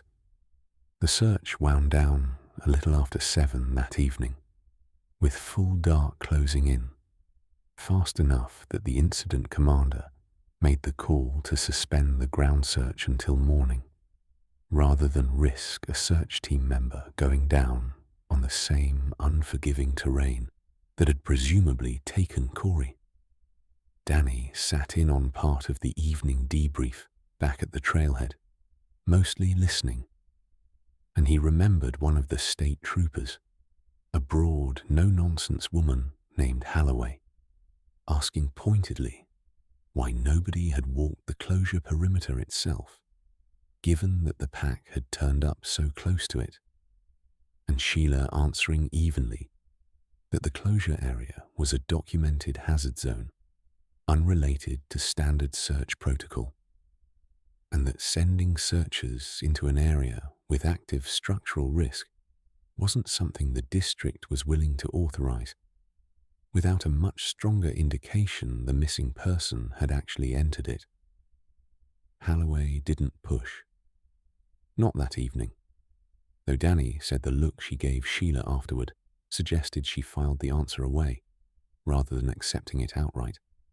The search resumed for 2 more days, before being formally scaled back to a reduced, intermittent effort, and then, within the month, to the open case status it apparently still carried. Corey Yancey was never found. The official incident report, a redacted version of which Danny actually got to see months later, once he'd asked enough times and built up enough goodwill with the district that somebody finally let him, listed the case as an open missing person investigation, presumed accidental, terrain related. It did not mention the closure boundary at all. Reading it in the district office break room, Danny said he went through it twice, slower the second time, looking specifically for any reference to the pack's actual location relative to the closure, and found instead a carefully worded paragraph describing the discovery site only in terms of its distance from the last confirmed trail junction, with no mention of what lay just beyond it. He asked the records clerk, a woman named Faye, who'd pulled the file for him, whether that omission was standard practice for a report involving a documented closure. She said she didn't write the reports, just filed them, and that whoever compiled the final version above her pay grade had presumably decided what was and wasn't relevant to include. An answer that told him, without her meaning it to, exactly how far up the chain the same careful non-acknowledgement ran. That omission bothered Danny more than almost anything else that summer, because he'd been on the radio when the search coordinator, a state trooper working alongside Forest Service law enforcement, asked out loud why the pack had turned up in that specific spot when there was no trail access to it. And Danny had heard Sheila, on a different channel that briefly overlapped due to a relay quirk, tell someone else the location made sense given the terrain, in the exact flat tone she used for the 4 sentences about the seal.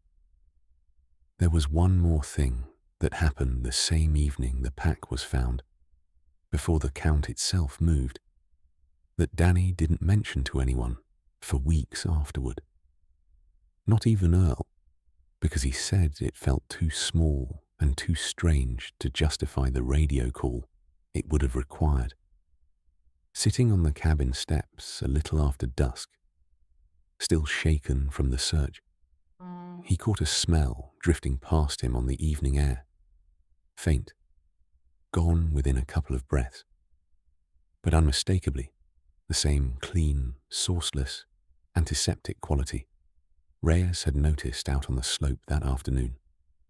The smell Danny would later find, described almost word for word in one of the hidden notebooks he hadn't yet discovered. It came from no direction he could identify, carried on no breeze he could feel moving, and it was gone before he could decide whether to stand up and investigate. He sat very still for a long time afterward. He said, waiting to see if it would return. And it didn't. Not that night. But he understood, sitting there in the dark with the cabin light at his back, that whatever had visited that stretch of slope with Reyes and him that afternoon had followed the day home, in some sense, all the way to his own front step, and that the boundary he'd been told to respect had never really been the concrete at all. It had only ever been a suggestion. The stone count went to 11 that same night. Danny didn't sleep at all, and the sound came back longer than before, the exhales stretching closer to 10 seconds each, the gaps between them shrinking from half a minute to something closer to 15 seconds by early morning, as if whatever was making the sound was either getting more confident or losing patience. He called Earl again before his official check-in, and Earl, to his credit, was awake and at the district office, early because because of the search paperwork, and picked up on the second call. Danny told him everything, the crack in his voice, audible even to himself, and there was a silence on Earl's end, long enough that Danny asked twice if he was still there. When Earl finally spoke, his voice had lost the dry, unhurried quality Danny had come to rely on. He said plainly that he didn't know what came next, that nobody currently alive he was aware of had a clean answer for what happened. After 11 jumped straight to something like this, on the heels of a missing hiker whose gear had turned up on the wrong side of a boundary that officially didn't exist in the search paperwork. He had two pieces of advice, offered out of order because there wasn't time to be careful about sequence. Keep the log precise. Note every change no matter how small, and be ready, because he had a bad feeling the calm stretch was over. Danny asked, that same week, whether he could be reassigned. He went through Earl this time instead of Sheila, on the theory that Earl might carry more weight. And Earl, true to his word, pushed formally, going over Sheila's head to the district ranger's office directly. He also, unusually, arranged for Danny himself to speak with Colston on the phone, rather than letting the request travel entirely through intermediaries, since Earl felt Danny deserved to hear a no, if it came to that, directly from the person making the decision, rather than second-hand. The call lasted about 10 minutes, and Danny said Colston sounded exactly as tired as he had during the original hiring interview back in the spring, maybe more so, his voice carrying the specific flatness of someone who'd had this same conversation, in one form or another, more times over the years than he probably wanted to count. Colston didn't deny that Station 9 had a documented history. He was careful, Danny noticed, never to say more than that single word, history, without elaborating on it. And he didn't pretend the missing hiker and the stone count climbing to 11 in the same week was coincidence. He asked Danny, at one point, whether he was doing all right, a question that struck Danny as more genuine than he expected from a district ranger managing a staffing shortage. And Danny found himself answering honestly, saying he wasn't sure all right was the right word for it, but that he was managing. Colston said that was about as much as anyone out there had ever reasonably been able to claim. What he said, instead, was that the district was down 2 positions it hadn't budgeted for losing, that the only other seasonal with the physical fitness and radio proficiency to handle a remote solo post was already covering a second back half station on top of her own, and that in his judgment, an unmonitored closure site, especially one with an active missing person investigation touching its boundary, was a worse outcome for everyone than keeping a trained, briefed technician in place a while longer. He told Danny he was sorry, and Danny said he actually sounded like he meant it, which didn't make the answer any easier to accept, but did make it harder to be angry about. Danny asked Colston, point blank, whether he personally believed anything was actually down there, beyond unstable rock. There was a pause on the line, long enough that Danny thought the call might have dropped. And then Colston said, carefully, that his job was to manage risk to staff and the public based on the information available to him, and that some of the information available to him didn't have a clean bureaucratic category to go in, and that he'd learned a long time ago not to need an explanation for a thing before deciding to take it seriously. It wasn't a yes. Danny said it was close enough to one that it told him everything he needed to know about how far up the chain this particular understanding actually went. The formal written response came back within a day of that call, and it was almost insultingly bureaucratic, given everything Colston had just said to him directly. The district was short-staffed following Miles's abrupt resignation in early July. There was no qualified seasonal available to backfill Station 9 on short notice, and pulling Danny mid-season would leave the site entirely unmonitored, which the response characterized as a greater risk than leaving him in place.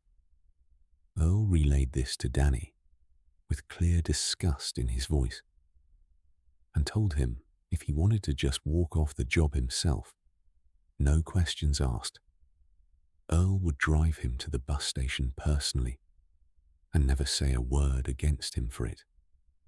Danny thought about it.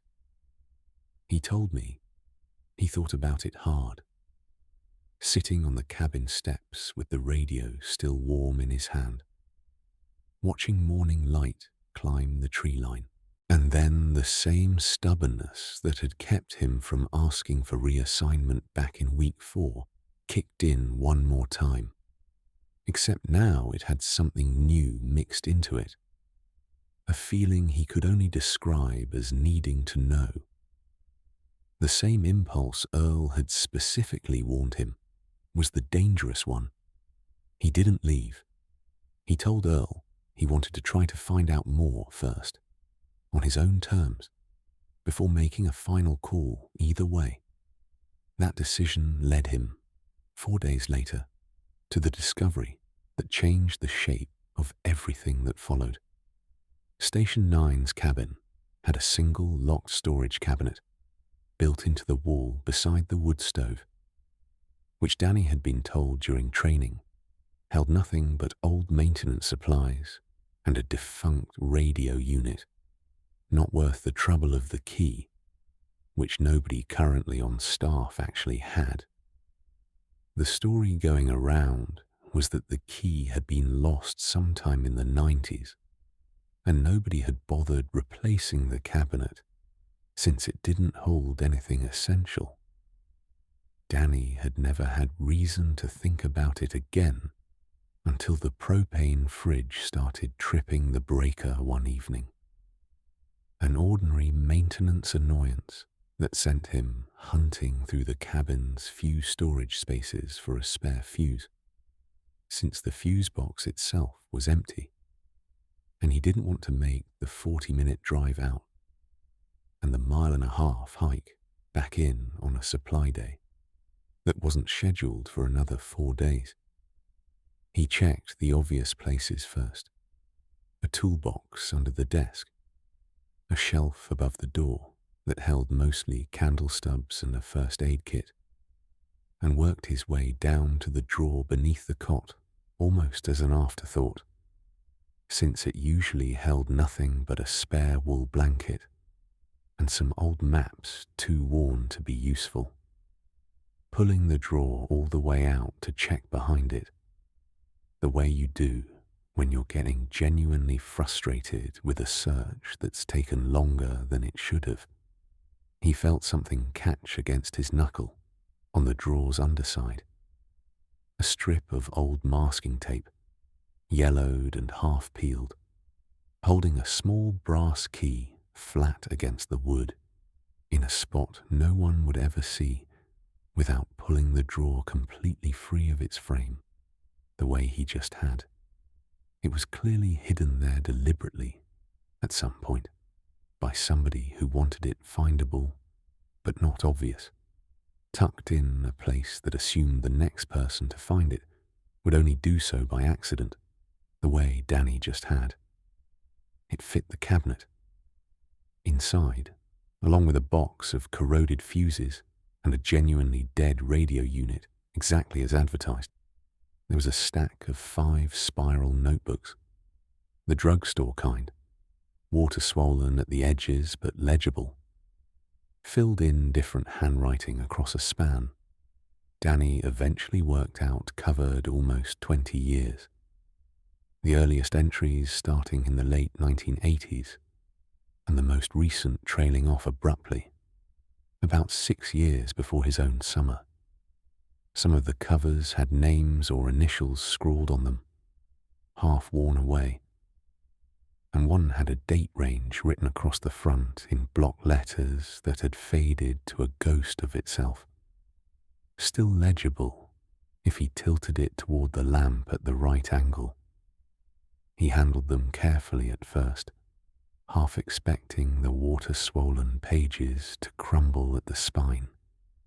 But they held together better than he expected, sturdier than the years suggested they should be, as though whoever had hidden them away had also, deliberately or not, chosen paper that was built to survive being forgotten for a while. These weren't the official station logbook, which stayed on the desk and which everyone knew about. They were a private, unofficial record that previous seasonals and permanent staff had apparently kept and hidden for each other to find.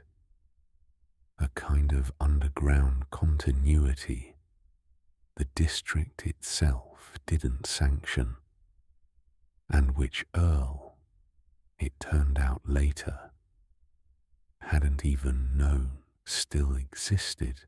He spread them out on the cabin's small desk that first night, oldest to newest as best he could judge from the handwriting and the condition of the paper, and started with the earliest, working through it slowly by lamplight with the wood stove going, even though it was August, because he found he wanted the extra light and the extra sound of something burning in the room with him. The handwriting shifted every so often, mid-notebook, sometimes mid-page. Evidence that more than one person had used the same physical book across different seasons, occasionally with a note in the margin from a later writer, responding directly to something an earlier one had recorded years before. A kind of conversation across time that nobody involved had ever gotten to have out loud. Danny said reading it felt less like research and more like being let into a support group for a problem he hadn't known had other members. And that the strange comfort of that, knowing he wasn't the first person to sit exactly where he was sitting, feeling exactly what he was feeling, very nearly outweighed how frightening the actual content was. Nearly. Danny read all 5 notebooks over the following 2 nights by lamplight, and by the end he understood 2 things clearly.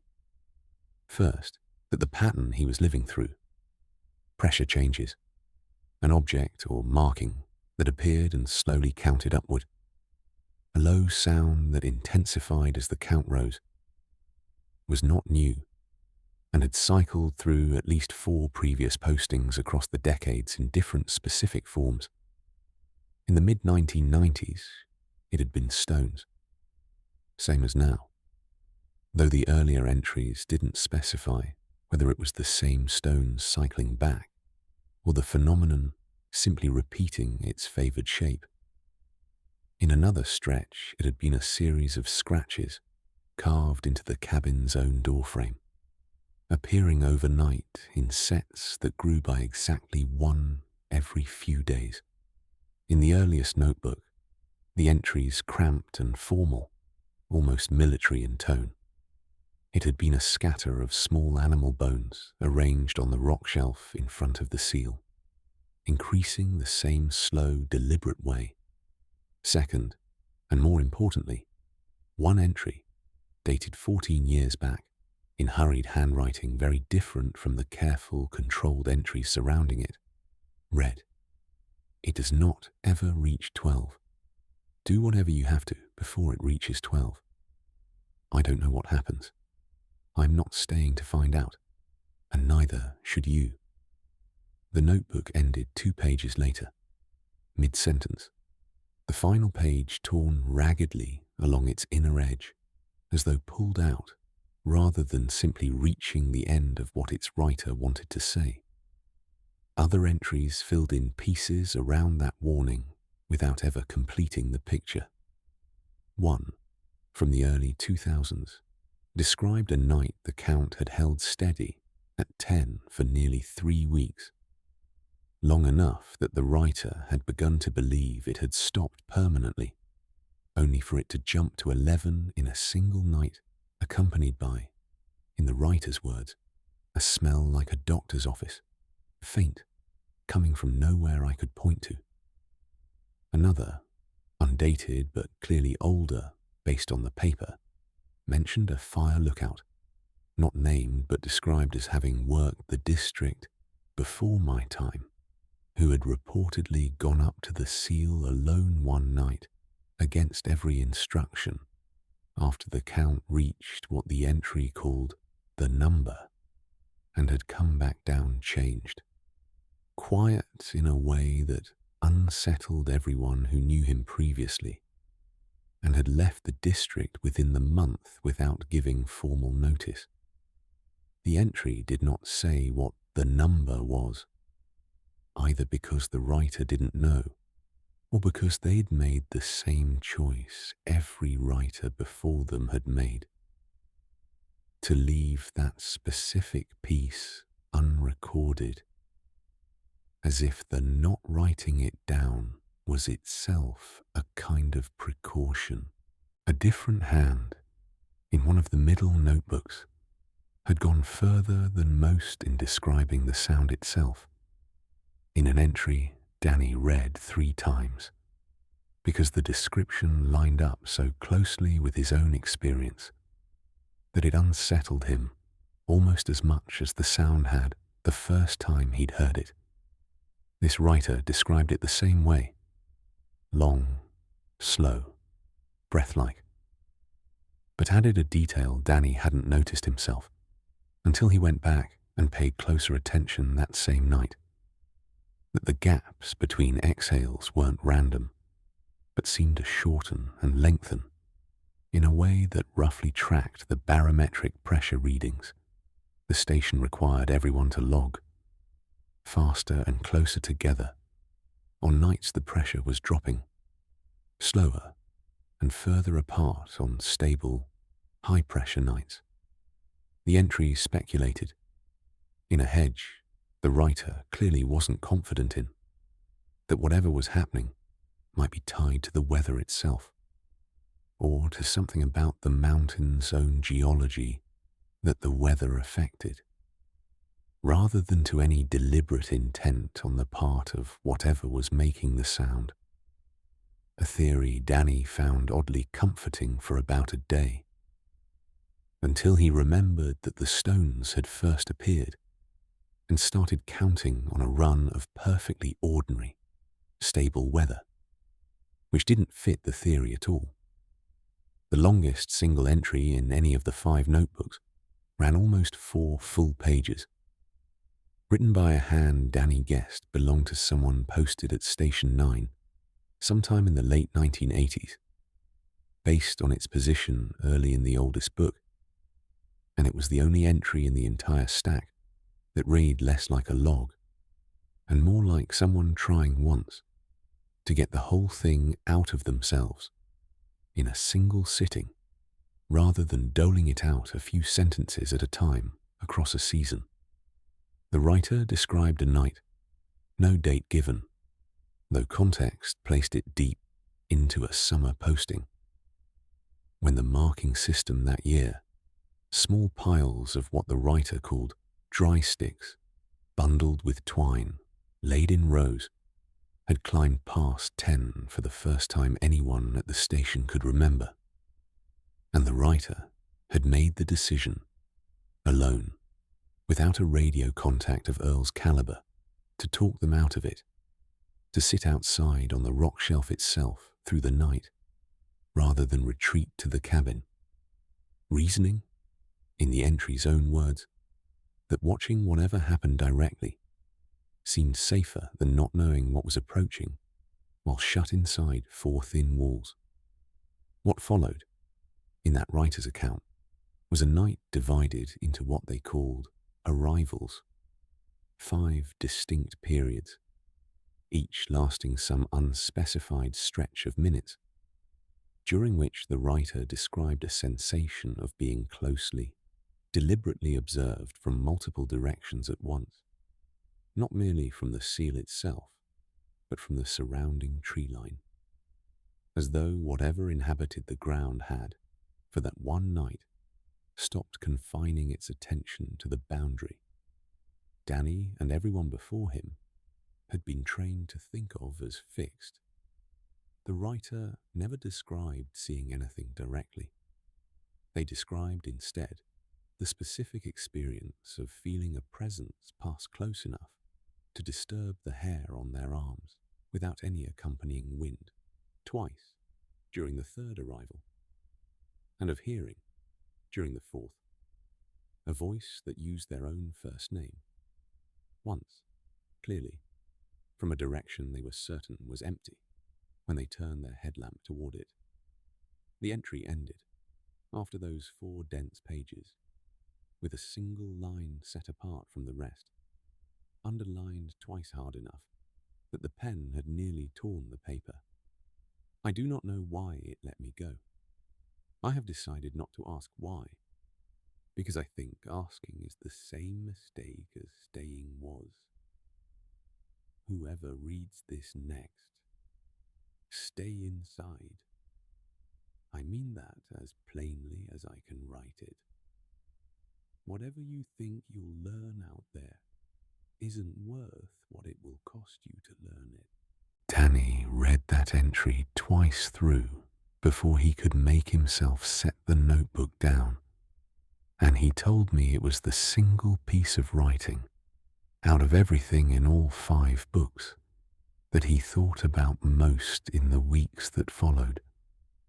Not because it described anything more extreme than what eventually happened to him personally, but because it was the only account in the entire stack written by someone who had deliberately chosen to meet the escalation head-on rather than wait it out from inside, and who had survived to write about it, and who still, at the end of all 4 pages, concluded that the one lesson worth passing on was simply don't. One of the last entries in the most recent notebook, dated only a few months before it stopped altogether, was shorter than most and stuck with Danny more than almost anything else he read. It said simply, "I keep thinking about how polite it's been. Every time. It could just come through. It hasn't. I don't know if that's mercy or patience, and I don't want to find out which." There was one more entry, tucked between 2 much longer ones in the 3rd notebook, written in a cramped, efficient hand that seemed to belong to someone who didn't waste words on anything they didn't consider strictly necessary, that Danny came back to almost as often as the 14-year-old warning about 12. It read, "Tried counting the gaps in the sound against my own pulse last night, just to have something to measure. They matched exactly for almost a full minute before I made myself stop listening. I don't think that means anything good. I think it means it can hear mine too." The entry ended there. No further comment, no date, as though the writer had decided that particular observation didn't need any conclusion attached to make its point. Danny brought the notebooks to Earl that same week, and Earl, reading them on the cabin steps in the fading evening light, while Danny stood nearby unable to sit still, went quiet for longer than Danny had ever seen him go quiet. He said finally that he'd never known these existed in almost 30 years on the district, which told Danny something about how carefully that secret had been kept, even from people who were, by any reasonable measure, supposed to know everything worth knowing about the place. Earl asked what the current stone count was. 11, Danny told him, and it had held at 11 for 6 days since Corey Yancey's pack turned up. The longest static stretch since the counting had started, though the sound at night kept intensifying regardless. The gaps between exhales down to almost nothing. Some nights, a near constant low breathing. Danny said he'd started, against every rational instinct, to feel almost weary about rather than afraid. The specific exhaustion of living next to something, instead of merely visiting it. Earl told him this was, in his opinion, the moment. The 11-day hold at 11 felt to him like the pause before something moved, not the end of the escalation. He told Danny they needed a plan for what to do if the count went to 12, since the 14-year-old notebook entry was the closest thing to a hard rule either of them had ever encountered about the site, and neither of them wanted to be the ones finding out what happened after that line got crossed. They didn't get much time to plan. In the meantime, Earl started checking in with Danny more often than the job strictly required, calling in most evenings around 9 after Danny's official check-in, just to talk, ostensibly about nothing in particular, how the trail maintenance was going, whether the propane fridge was still acting up, whether Danny had heard from his cousin lately. Danny understood, without either of them saying it directly, that these calls were Earl's way of making sure he wasn't sitting alone with his thoughts any longer than necessary in the evenings. And he told me it was one of the small kindnesses of that whole summer he thought about most afterward, long after the specifics of the actual haunting had started to blur at the edges, the way memory does with anything you don't relive on purpose. Earl never made him talk about the seal on those calls, unless Danny brought it up first. Mostly they just talked. 2 people killing an hour on a radio-relayed phone line, because the alternative, for both of them in their own ways, was worse.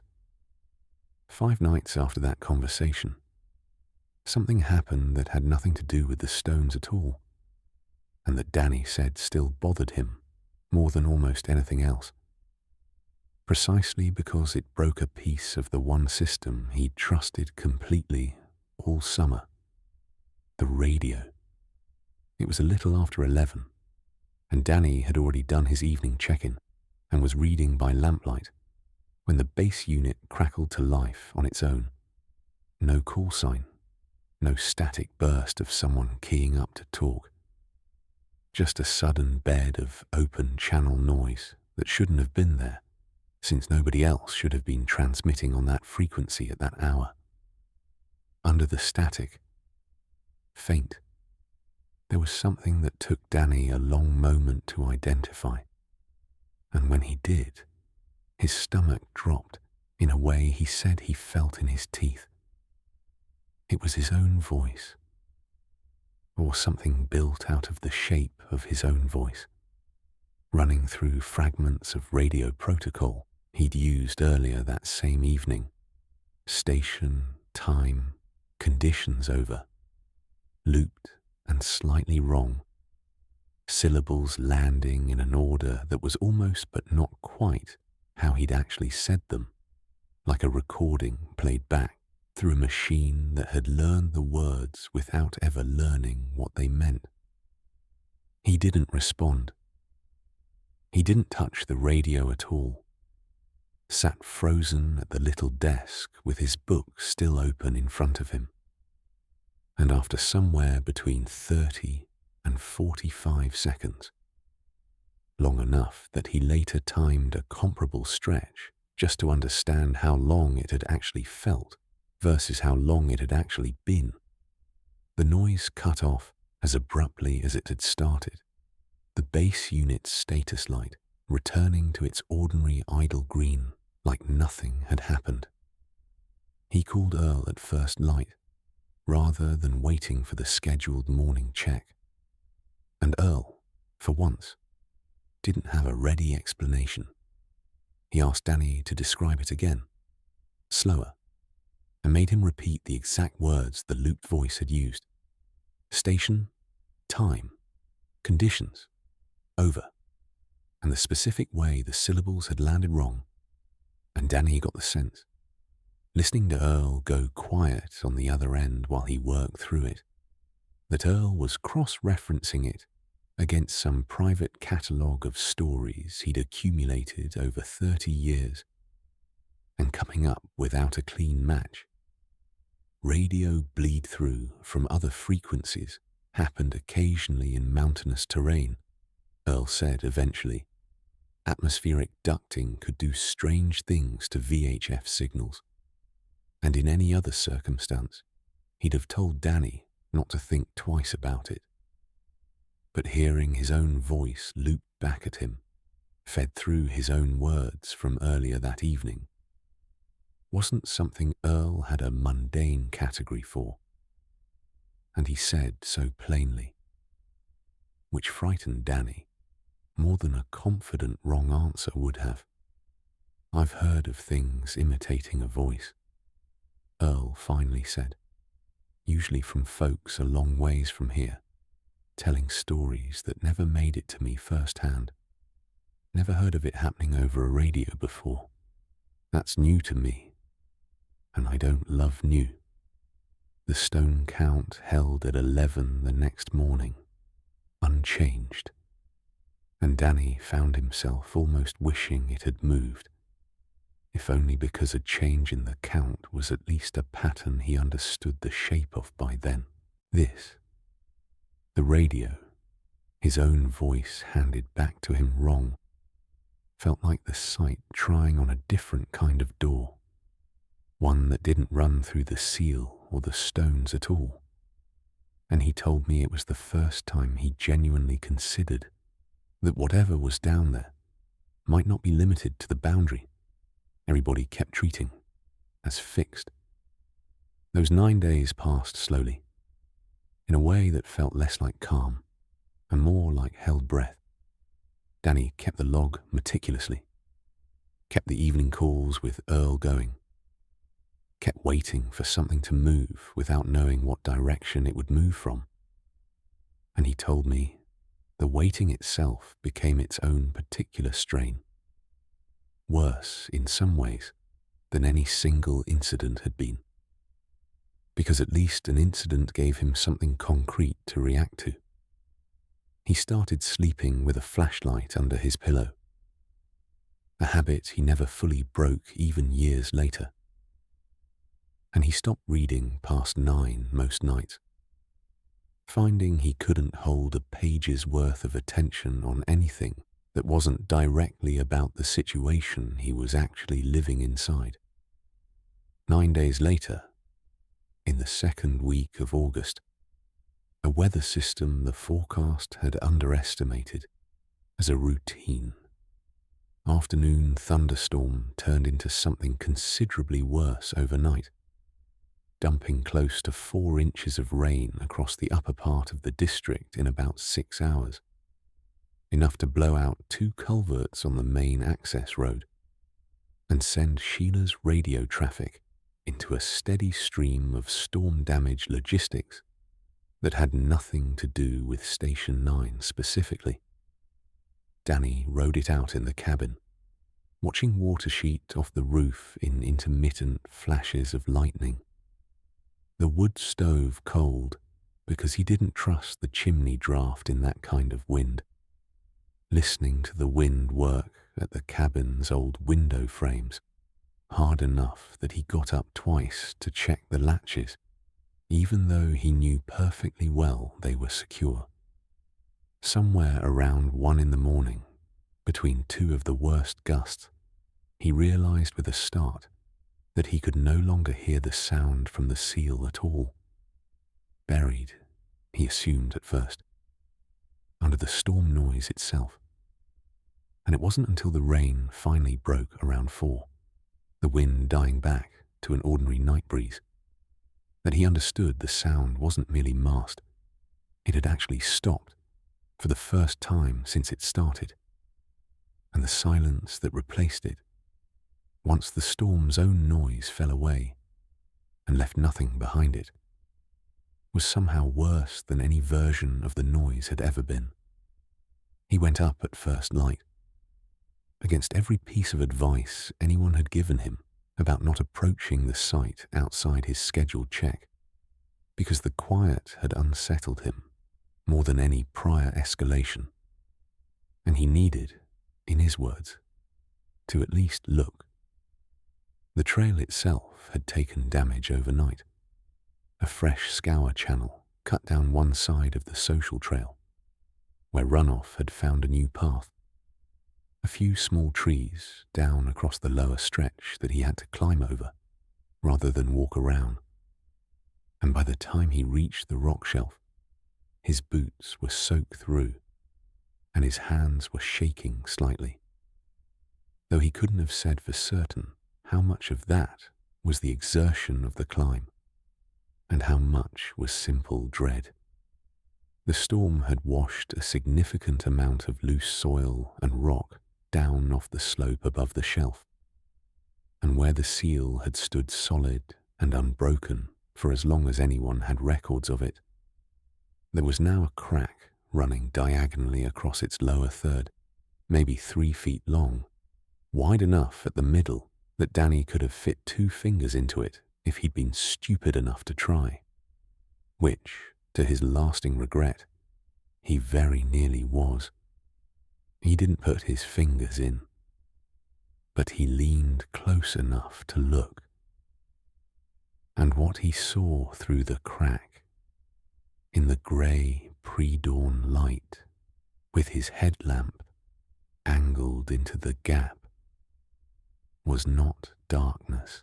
He said that was the part he kept returning to, trying to make someone understand why it had frightened him more than plain blackness would have. There was a very faint, uneven light coming from somewhere back beyond the concrete. Not electric, not tied to any rational source he could name, closer in colour and quality to the last light of a fire, mostly burned down to coals, and it moved very slowly, the way heat shimmer moves over summer pavement. For the 4 or 5 seconds he allowed himself to keep looking, he became certain, in a way he couldn't defend afterward, that the light was arranging itself, adjusting, the way a person's eyes adjust when something walks in front of a lamp. He counted the stones. There were 12. He did not wait for his scheduled check-in. He ran the 600 yards back down to the cabin and got Earl on the radio before 6 in the morning. And Earl, awake early because of the storm cleanup, picked up on the second call. Danny told him everything: the crack, the light, the 12 stones. And there was a silence on Earl's end, long enough that Danny asked twice if he was still there. Earl said he'd meet him at the gate within the hour, and on the drive out, before they even got to the cabin, Danny asked whether they should call Coy Barlow first, given everything the old man had told him back in July. Earl said there wasn't time to drive all the way out to Coy's place and back before the day's light started working against them. But he had the man's number from the survey crew years back, and he raised him on his own cell phone once they got low enough on the ridge road to catch a signal, putting the call on speaker in the truck cab so Danny could hear. Coy sounded like he'd been woken up and didn't waste time being polite about it once Earl explained why they were calling.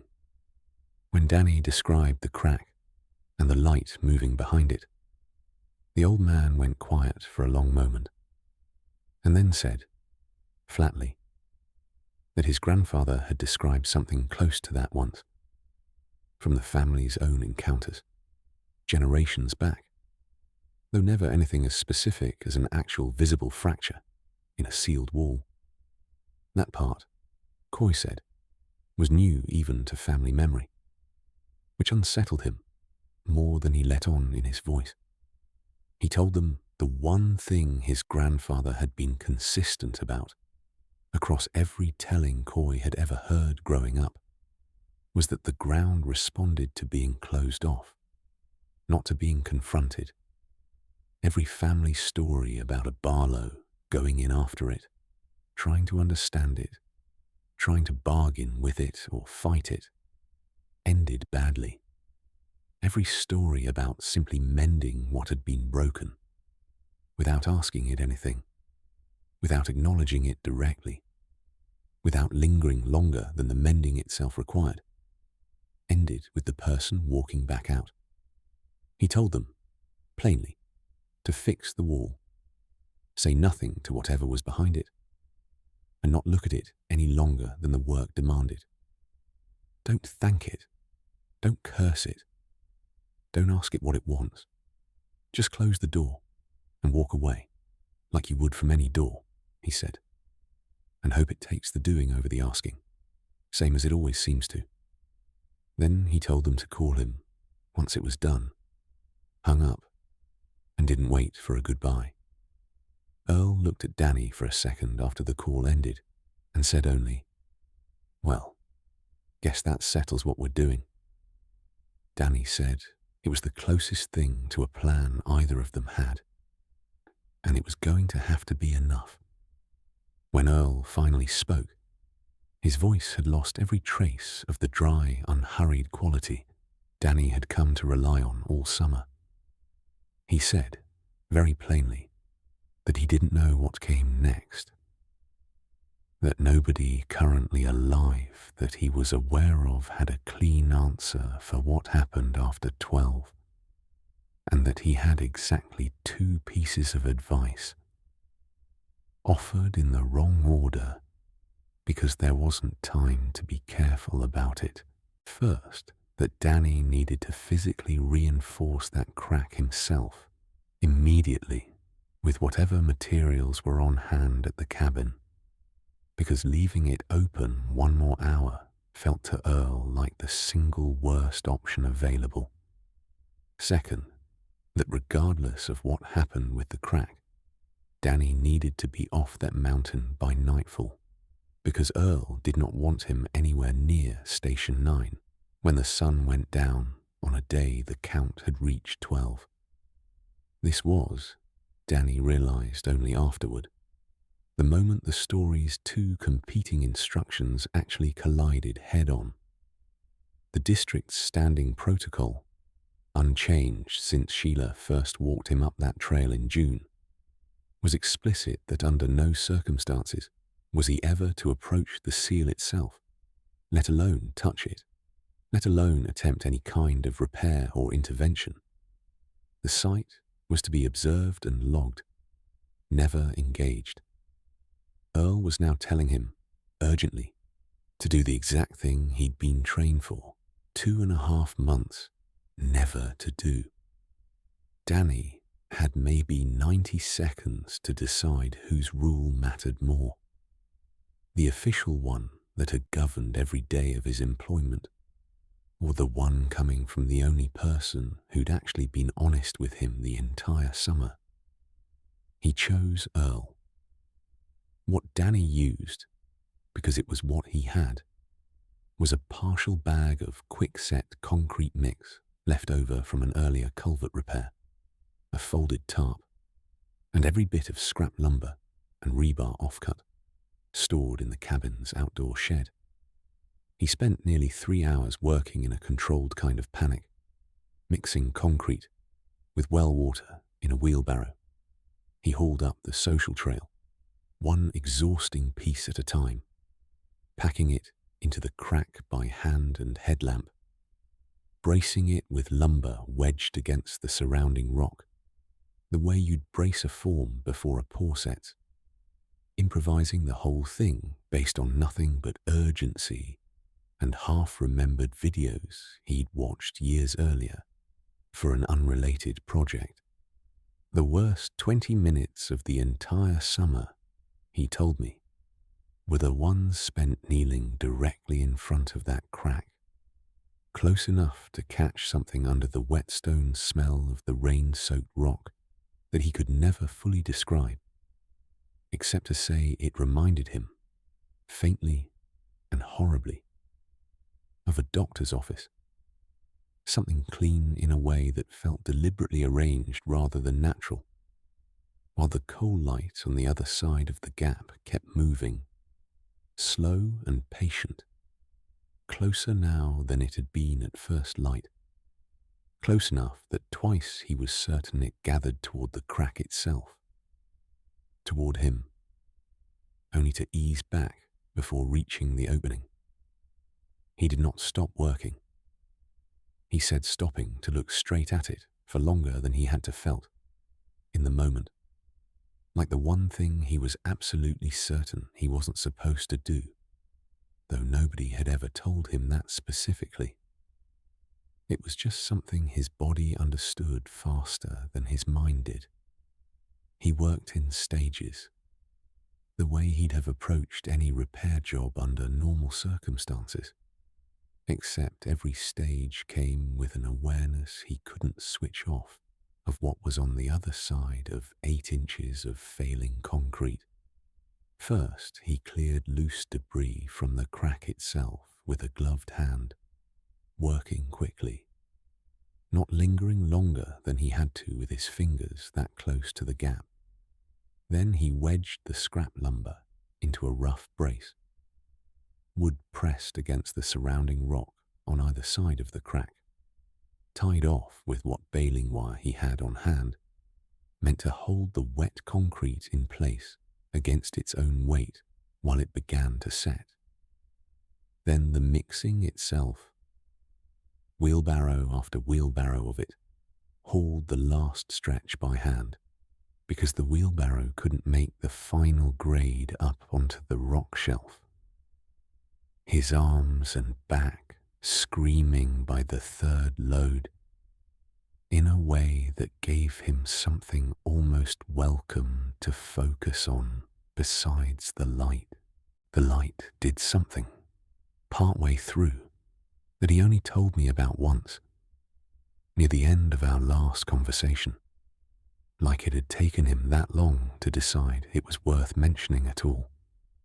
Somewhere in the second hour, packing a fresh handful of concrete into the widest part of the crack, he became aware that the movement on the other side had stopped being random.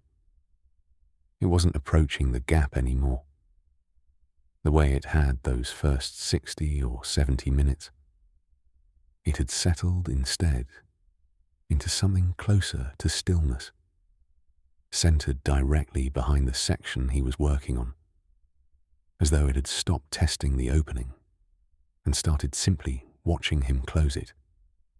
He said the stillness was worse than the movement had been, in the specific way that being watched by something silent is worse than being approached by something loud, and that he finished the last 20 minutes of packing and bracing faster than the work strictly required, hands moving on something closer to instinct than plan, because some part of him understood, without being told, that the difference between the light testing the gap and the light simply watching him seal it might be the only mercy he was going to get that morning, and he didn't want to test how long it would last.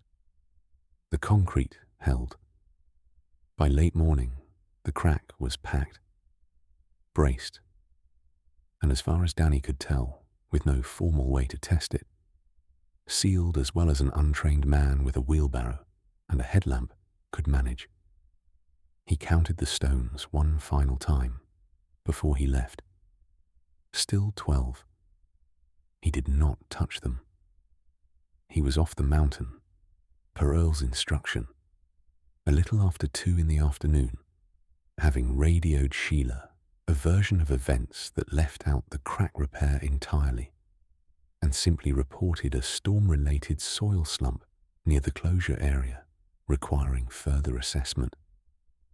A small lie he told me he still felt uneasy about, but which Earl had specifically told him to tell, on the reasoning that the fewer people who knew exactly what Danny had done and how far outside protocol it had gone, the better, at least until Earl had a chance to figure out how to frame it upward without getting Danny fired.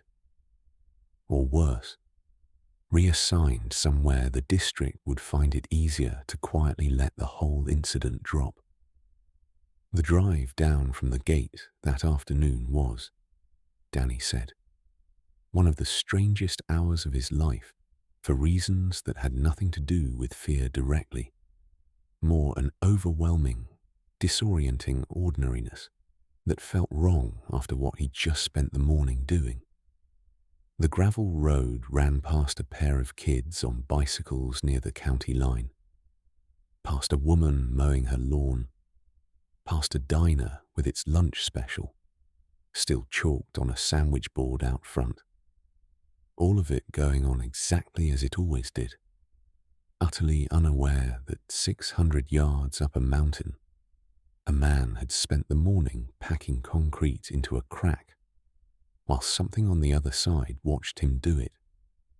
He said he had to pull over once, about 20 minutes from the district office, just to sit with his hands still shaking slightly on the wheel.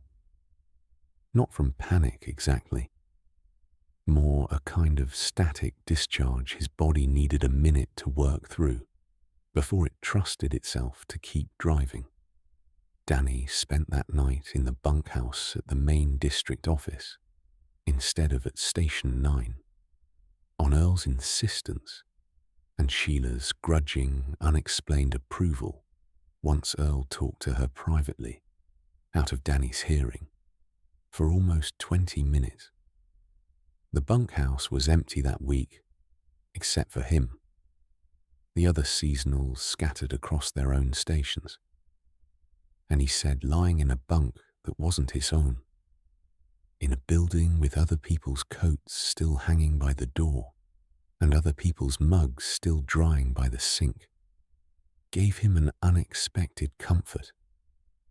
Proof that a whole ordinary infrastructure of people existed around him, even if none of them happened to be in the room right then.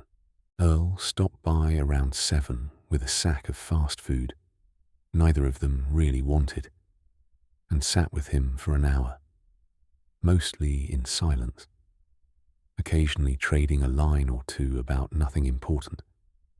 And Danny said he never properly thanked him for that hour, sitting there, not talking about the cave at all.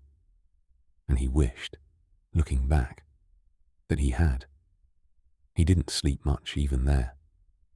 40 minutes and 2 ridgelines away from the site. But he slept some. And in the morning, when he asked Earl what had happened overnight, whether anyone had gone up to check, Earl told him nobody had. The district's actual official position, spoken quietly and off the record, was that once the count reached 12, going up to look was itself considered more dangerous than not knowing, a piece of institutional knowledge that existed nowhere in writing, passed only ranger to ranger, the way Earl himself had gotten it from the old-timer who trained him decades earlier, who'd gotten it, presumably, from someone before that. Danny went back up 4 days later, once Earl judged enough time had passed, and once the district, still short-staffed, made clear there wasn't a real alternative to him resuming the post. He said the walk up the social trail that morning was the hardest 600 yards he covered all summer, worse even than the morning he'd found 12 stones, because this time he had no idea what he'd find, and every possible outcome felt equally likely to be terrible. He'd asked Earl to come with him, and Earl had agreed without hesitation, walking a half step behind him the whole way up, saying nothing, which Danny said he appreciated more than any reassurance Earl could have offered in words. What he found was this: the crack was still sealed, his rough repair holding, discoloured now with a whitish mineral bloom that hadn't been there 4 days earlier, but structurally intact as far as he could tell. The braced lumber still wedged exactly where he'd left it, the baling wire gone slightly rusted already, in a way that seemed too fast for 4 days of ordinary weather. The coal light was gone, or at least no longer visible through any gap, because there was no longer a gap to see it through, and the stones were gone entirely. Not scattered, not disturbed, simply absent. The rock shelf swept as clean as if they'd never been placed there at all, with no drag marks, no depressions, nothing to suggest they'd been physically removed by any conventional means. Earl crouched and ran a hand slowly over the bare rock where the stones had sat, not saying anything for a long moment, and then stood back up and said only that he'd take that outcome over almost any other one he could have imagined driving up. He logged it exactly as he saw it and called it in. And Sheila, for once, didn't ask a single follow-up question, which Danny found almost more unsettling than if she had. The sound didn't come back that summer, not fully, though Danny said there were 3 or 4 nights over his final 6 weeks on the district where he woke somewhere around 2 or 3 in the morning with the specific, wordless certainty that something nearby was listening rather than making noise. A difference he couldn't have explained to anyone who hadn't lived through the actual sound long enough to know its absence had its own texture. The first of those nights came about 2 weeks after the crack repair, and it frightened him badly enough that he sat up the rest of the night with the lamp lit, convinced the count was about to start again from wherever it had left off. It didn't. The stones didn't return. Not that night, or any night after.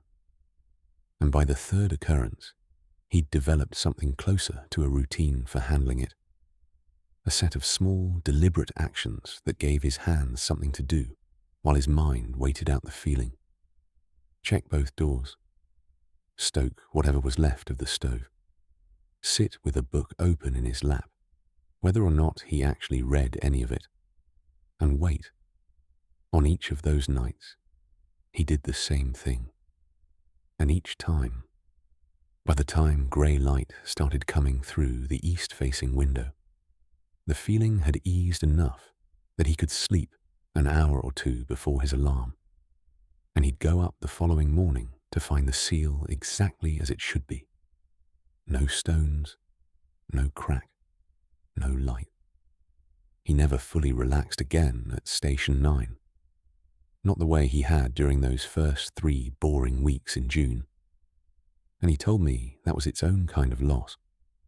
A version of feeling safe in a quiet place that he didn't think he was ever going to get back. There, or anywhere else. A little over a week after the crack repair held, and the stones vanished for good, Danny finally got the rest of the story out of Sheila. Though he said "got" wasn't quite the right word, since she was the one who brought it up, unprompted, on a supply run, when it was just the 2 of them loading propane tanks into the truck bed, and there was nobody else around to overhear. She asked him, without much lead-up, whether he'd found anything in the cabinet by the wood stove. Danny went still for a second, unsure how much trouble he was in, and admitted he had. Sheila didn't seem angry. If anything, she seemed relieved, like she'd been waiting for an excuse to stop pretending she didn't know the notebooks existed. She told him, finally, what had happened during her own 2 seasons at Station 9, close to 20 years earlier. In her first season, nothing had happened at all. The same kind of uneventful stretch Danny had gotten in his own first 3 weeks, except hers had lasted the whole summer. It was her second season, the following year, when the count, scratches on the door frame. In her case, the same mechanism the old-timer had described to Earl, had climbed past where anyone's notes said it should safely go, all the way to 13, one past whatever line Danny's 14-year-old warning had been written about. She didn't tell him what happened at 13. She told him she wasn't going to tell him that, ever, and that he shouldn't ask again. But she did tell him that she'd come down off that mountain, a different person than she went up, that she'd requested a transfer to permanent staff at the main office, specifically so she'd never have to work a back half station again, and that every single time she handed a new seasonal the same 4 flat sentences about Station 9, some part of her was hoping, uselessly, that saying less might somehow protect them, the way saying more clearly hadn't protected her. Danny asked if she regretted not warning him more directly back in June. She said she regretted it every day he was still out there, and that she'd put in for a transfer request of her own that same week, not away from the district, but away from ever having to be the one who introduced a new hire to that trail again.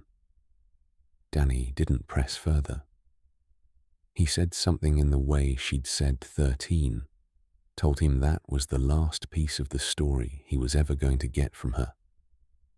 And he decided, standing there in the gravel lot with propane tanks between them, that it was enough to know she understood, better than anyone else on the district besides Earl, exactly what he'd been living through all summer. Sheila's transfer request went through the following winter, Earl told him later, and she moved to a different national forest entirely, one with no back half stations at all, a straightforward, well-trodden district where every closure was exactly what its sign claimed and nothing more. Danny said he was glad for her, genuinely, though he also admitted a small, selfish part of him wished she'd stayed a little longer, if only because she was one of the very few people left who'd actually understood, without needing it explained twice, what that particular ground was capable of holding on to. His contract ended in late September. He did not renew for the following season, despite Sheila offering, somewhat awkwardly, to see if he could be placed at a different station on the district if he wanted to stay on with the agency. Danny said no thank you, packed his truck, and drove home the same week his contract ended. He told me the drive down out of the mountains that last day was the only time all summer he cried. Not from fear exactly, more from the specific relief of putting distance between himself and a place he'd started to understand only in fragments and expected to spend the rest of his life not fully understanding. He didn't go back to warehouse work. Within a few weeks of getting home, he found something steadier, a maintenance position at a mid-sized manufacturing plant that came with regular hours, a bed he slept in every night, and, for the first month or so, an unreasonable amount of trouble sleeping in a house that was too quiet after a summer spent trained to notice every small sound. His mother mentioned it to him directly that first month, worried in the specific way mothers notice things without necessarily naming them correctly. She told him he seemed jumpy, quicker to flinch at sudden noises than he'd ever been growing up, and quieter generally, less willing to fill silences the way he used to. Danny told her it was just decompressing from a strange job, which wasn't a lie exactly, just an incomplete one, and she seemed to accept it, though he said he caught her watching him a little more closely at dinner for a while after that. The way parents do when they suspect something's wrong, but can't get a straight answer about what.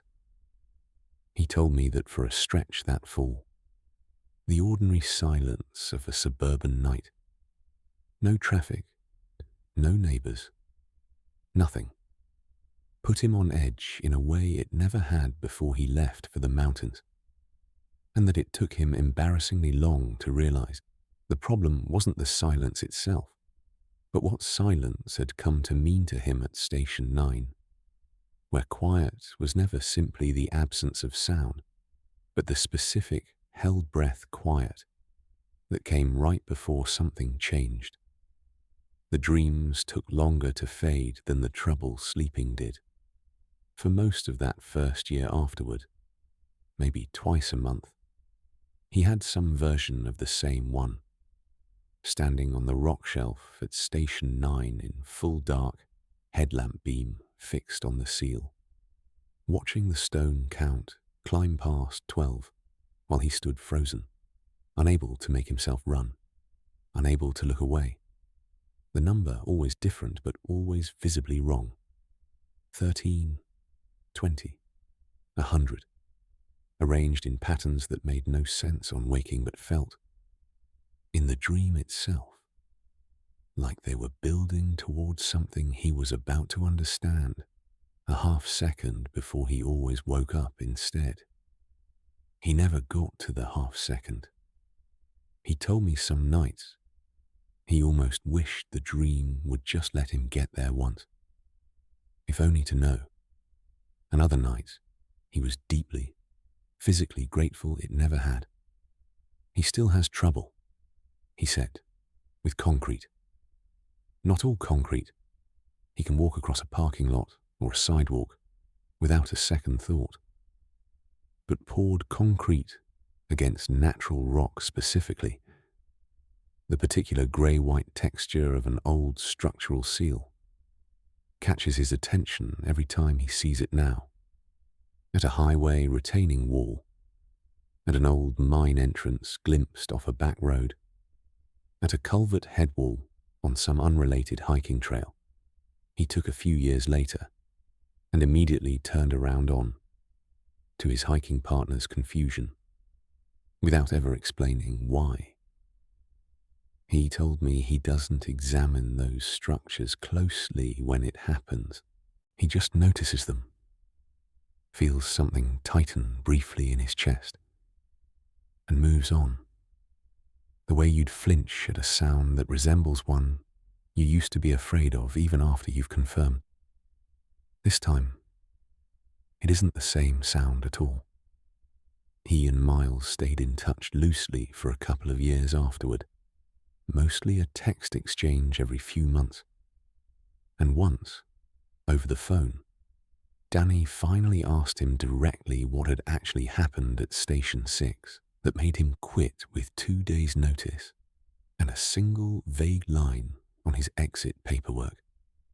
Miles went quiet on the line for long enough that Danny thought the call had dropped, and then said only that he didn't count the stairs anymore, hadn't in years, and asked Danny, please, not to bring it up again. Danny didn't. Some doors, he'd learned by then, you leave shut out of respect for the person who shut them, not just the thing behind them. He never went back to that part of the country. Not once. In all the years since. Not even for the kind of casual weekend trip plenty of people take back through places they used to live. He told me he'd thought about it exactly once, a few years ago. driving a work trip that would have taken him within about 90 minutes of the district if he'd made a small detour. And he'd found himself, without quite deciding to, taking the long way around instead, adding 40 minutes to his drive, rather than passing anywhere near those ridgelines, even from a highway, at speed, in broad daylight, with no reasonable way. Anything up there could have known he was passing at all. He remembered the exact moment the decision happened. Somewhere around a highway exit with a sign for the county. He used to drive through every week for supplies. His hand already moving toward the turn signal before the rest of him had consciously weighed the detour against the extra 40 minutes. And he said he sat with that for a while afterward, turning it over, trying to decide whether it embarrassed him or reassured him that some part of his own mind had apparently kept its own permanent map of that ground, long after the rest of him had moved on. He said the decision wasn't really a decision. It was closer to the same instinct that kept him from touching the crack in the seal that August morning, or from looking straight at the coal light longer than the repair required. Something below the reasoning part of his mind, simply refusing the option before he'd consciously weighed it. What he came back to most, thinking about that summer now, wasn't the fear itself, though there was plenty of that to remember. It was the particular loneliness of it, not the physical isolation of the cabin, which he'd expected and mostly welcomed going in, but the isolation of carrying something that large and that strange almost entirely alone, with only 2 or 3 people in the world who understood any part of what he'd actually lived through, and none of them able to fully explain it, even to each other. He said that's part of why he eventually decided to tell it at all these years later, in whatever limited way he's willing to have it told. Not for anyone to believe him, since he doesn't expect that, and mostly doesn't need it, but because carrying a thing like that in complete silence forever felt, in the end, like its own kind of debt he didn't want to keep paying down alone. If he had one thing, he'd want a future Renata, or whoever comes after her, to actually understand. Going in, it wasn't the Count, or the Stones, or even Coy Barlow's line about debts and schedules. It was simpler than all of that, and harder to put into a training manual, that the fear itself was never really the enemy out there. The fear was doing its job the entire time, telling him exactly what he needed to hear at exactly the moments he needed to hear it. Don't go up after dark. Don't look longer than the work requires. Don't ask it what it wants. Every time he'd gotten hurt, or come close to it, it was in the narrow gap between hearing that instinct and actually obeying it, the stretch of a few seconds or a few days where curiosity or stubbornness or plain financial need talked him into ignoring what his own body already understood. He said if he could go back and change one thing about that whole summer, it wouldn't be taking the job in the first place. It would be listening to himself, the very first time, instead of waiting until the mountain made him. He kept in touch with Earl by phone for a while afterward, less often as the years went on, the way most of these connections thin out no matter how much you mean to maintain them. And it was Earl, about a year later, who told him, carefully, in a call Danny could tell Earl had been putting off before he finally made it, that the district had hired a new seasonal for Station 9 the following summer. a woman in her early 30s named Renata, and that within her first month, she'd reported an object appearing near the seal that increased in number, the same way the stones had. This time, small carved wooden figures nobody could account for, whittled crudely from what looked like green wood, each one slightly different from the last in ways nobody had yet worked out a pattern to.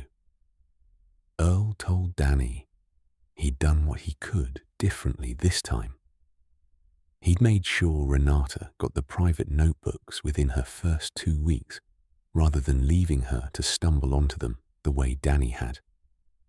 And he'd given her, in his words, the honest version, including the 14-year-old warning about 12, and everything Coy Barlow had told Danny about debts and schedules, though Earl admitted he'd had to explain how he knew all of it, which meant explaining Danny's whole summer in the process, something he hadn't done for any previous seasonal, and said he felt strange doing even then, like he was passing along a debt of his own that had nothing to do with the mountain.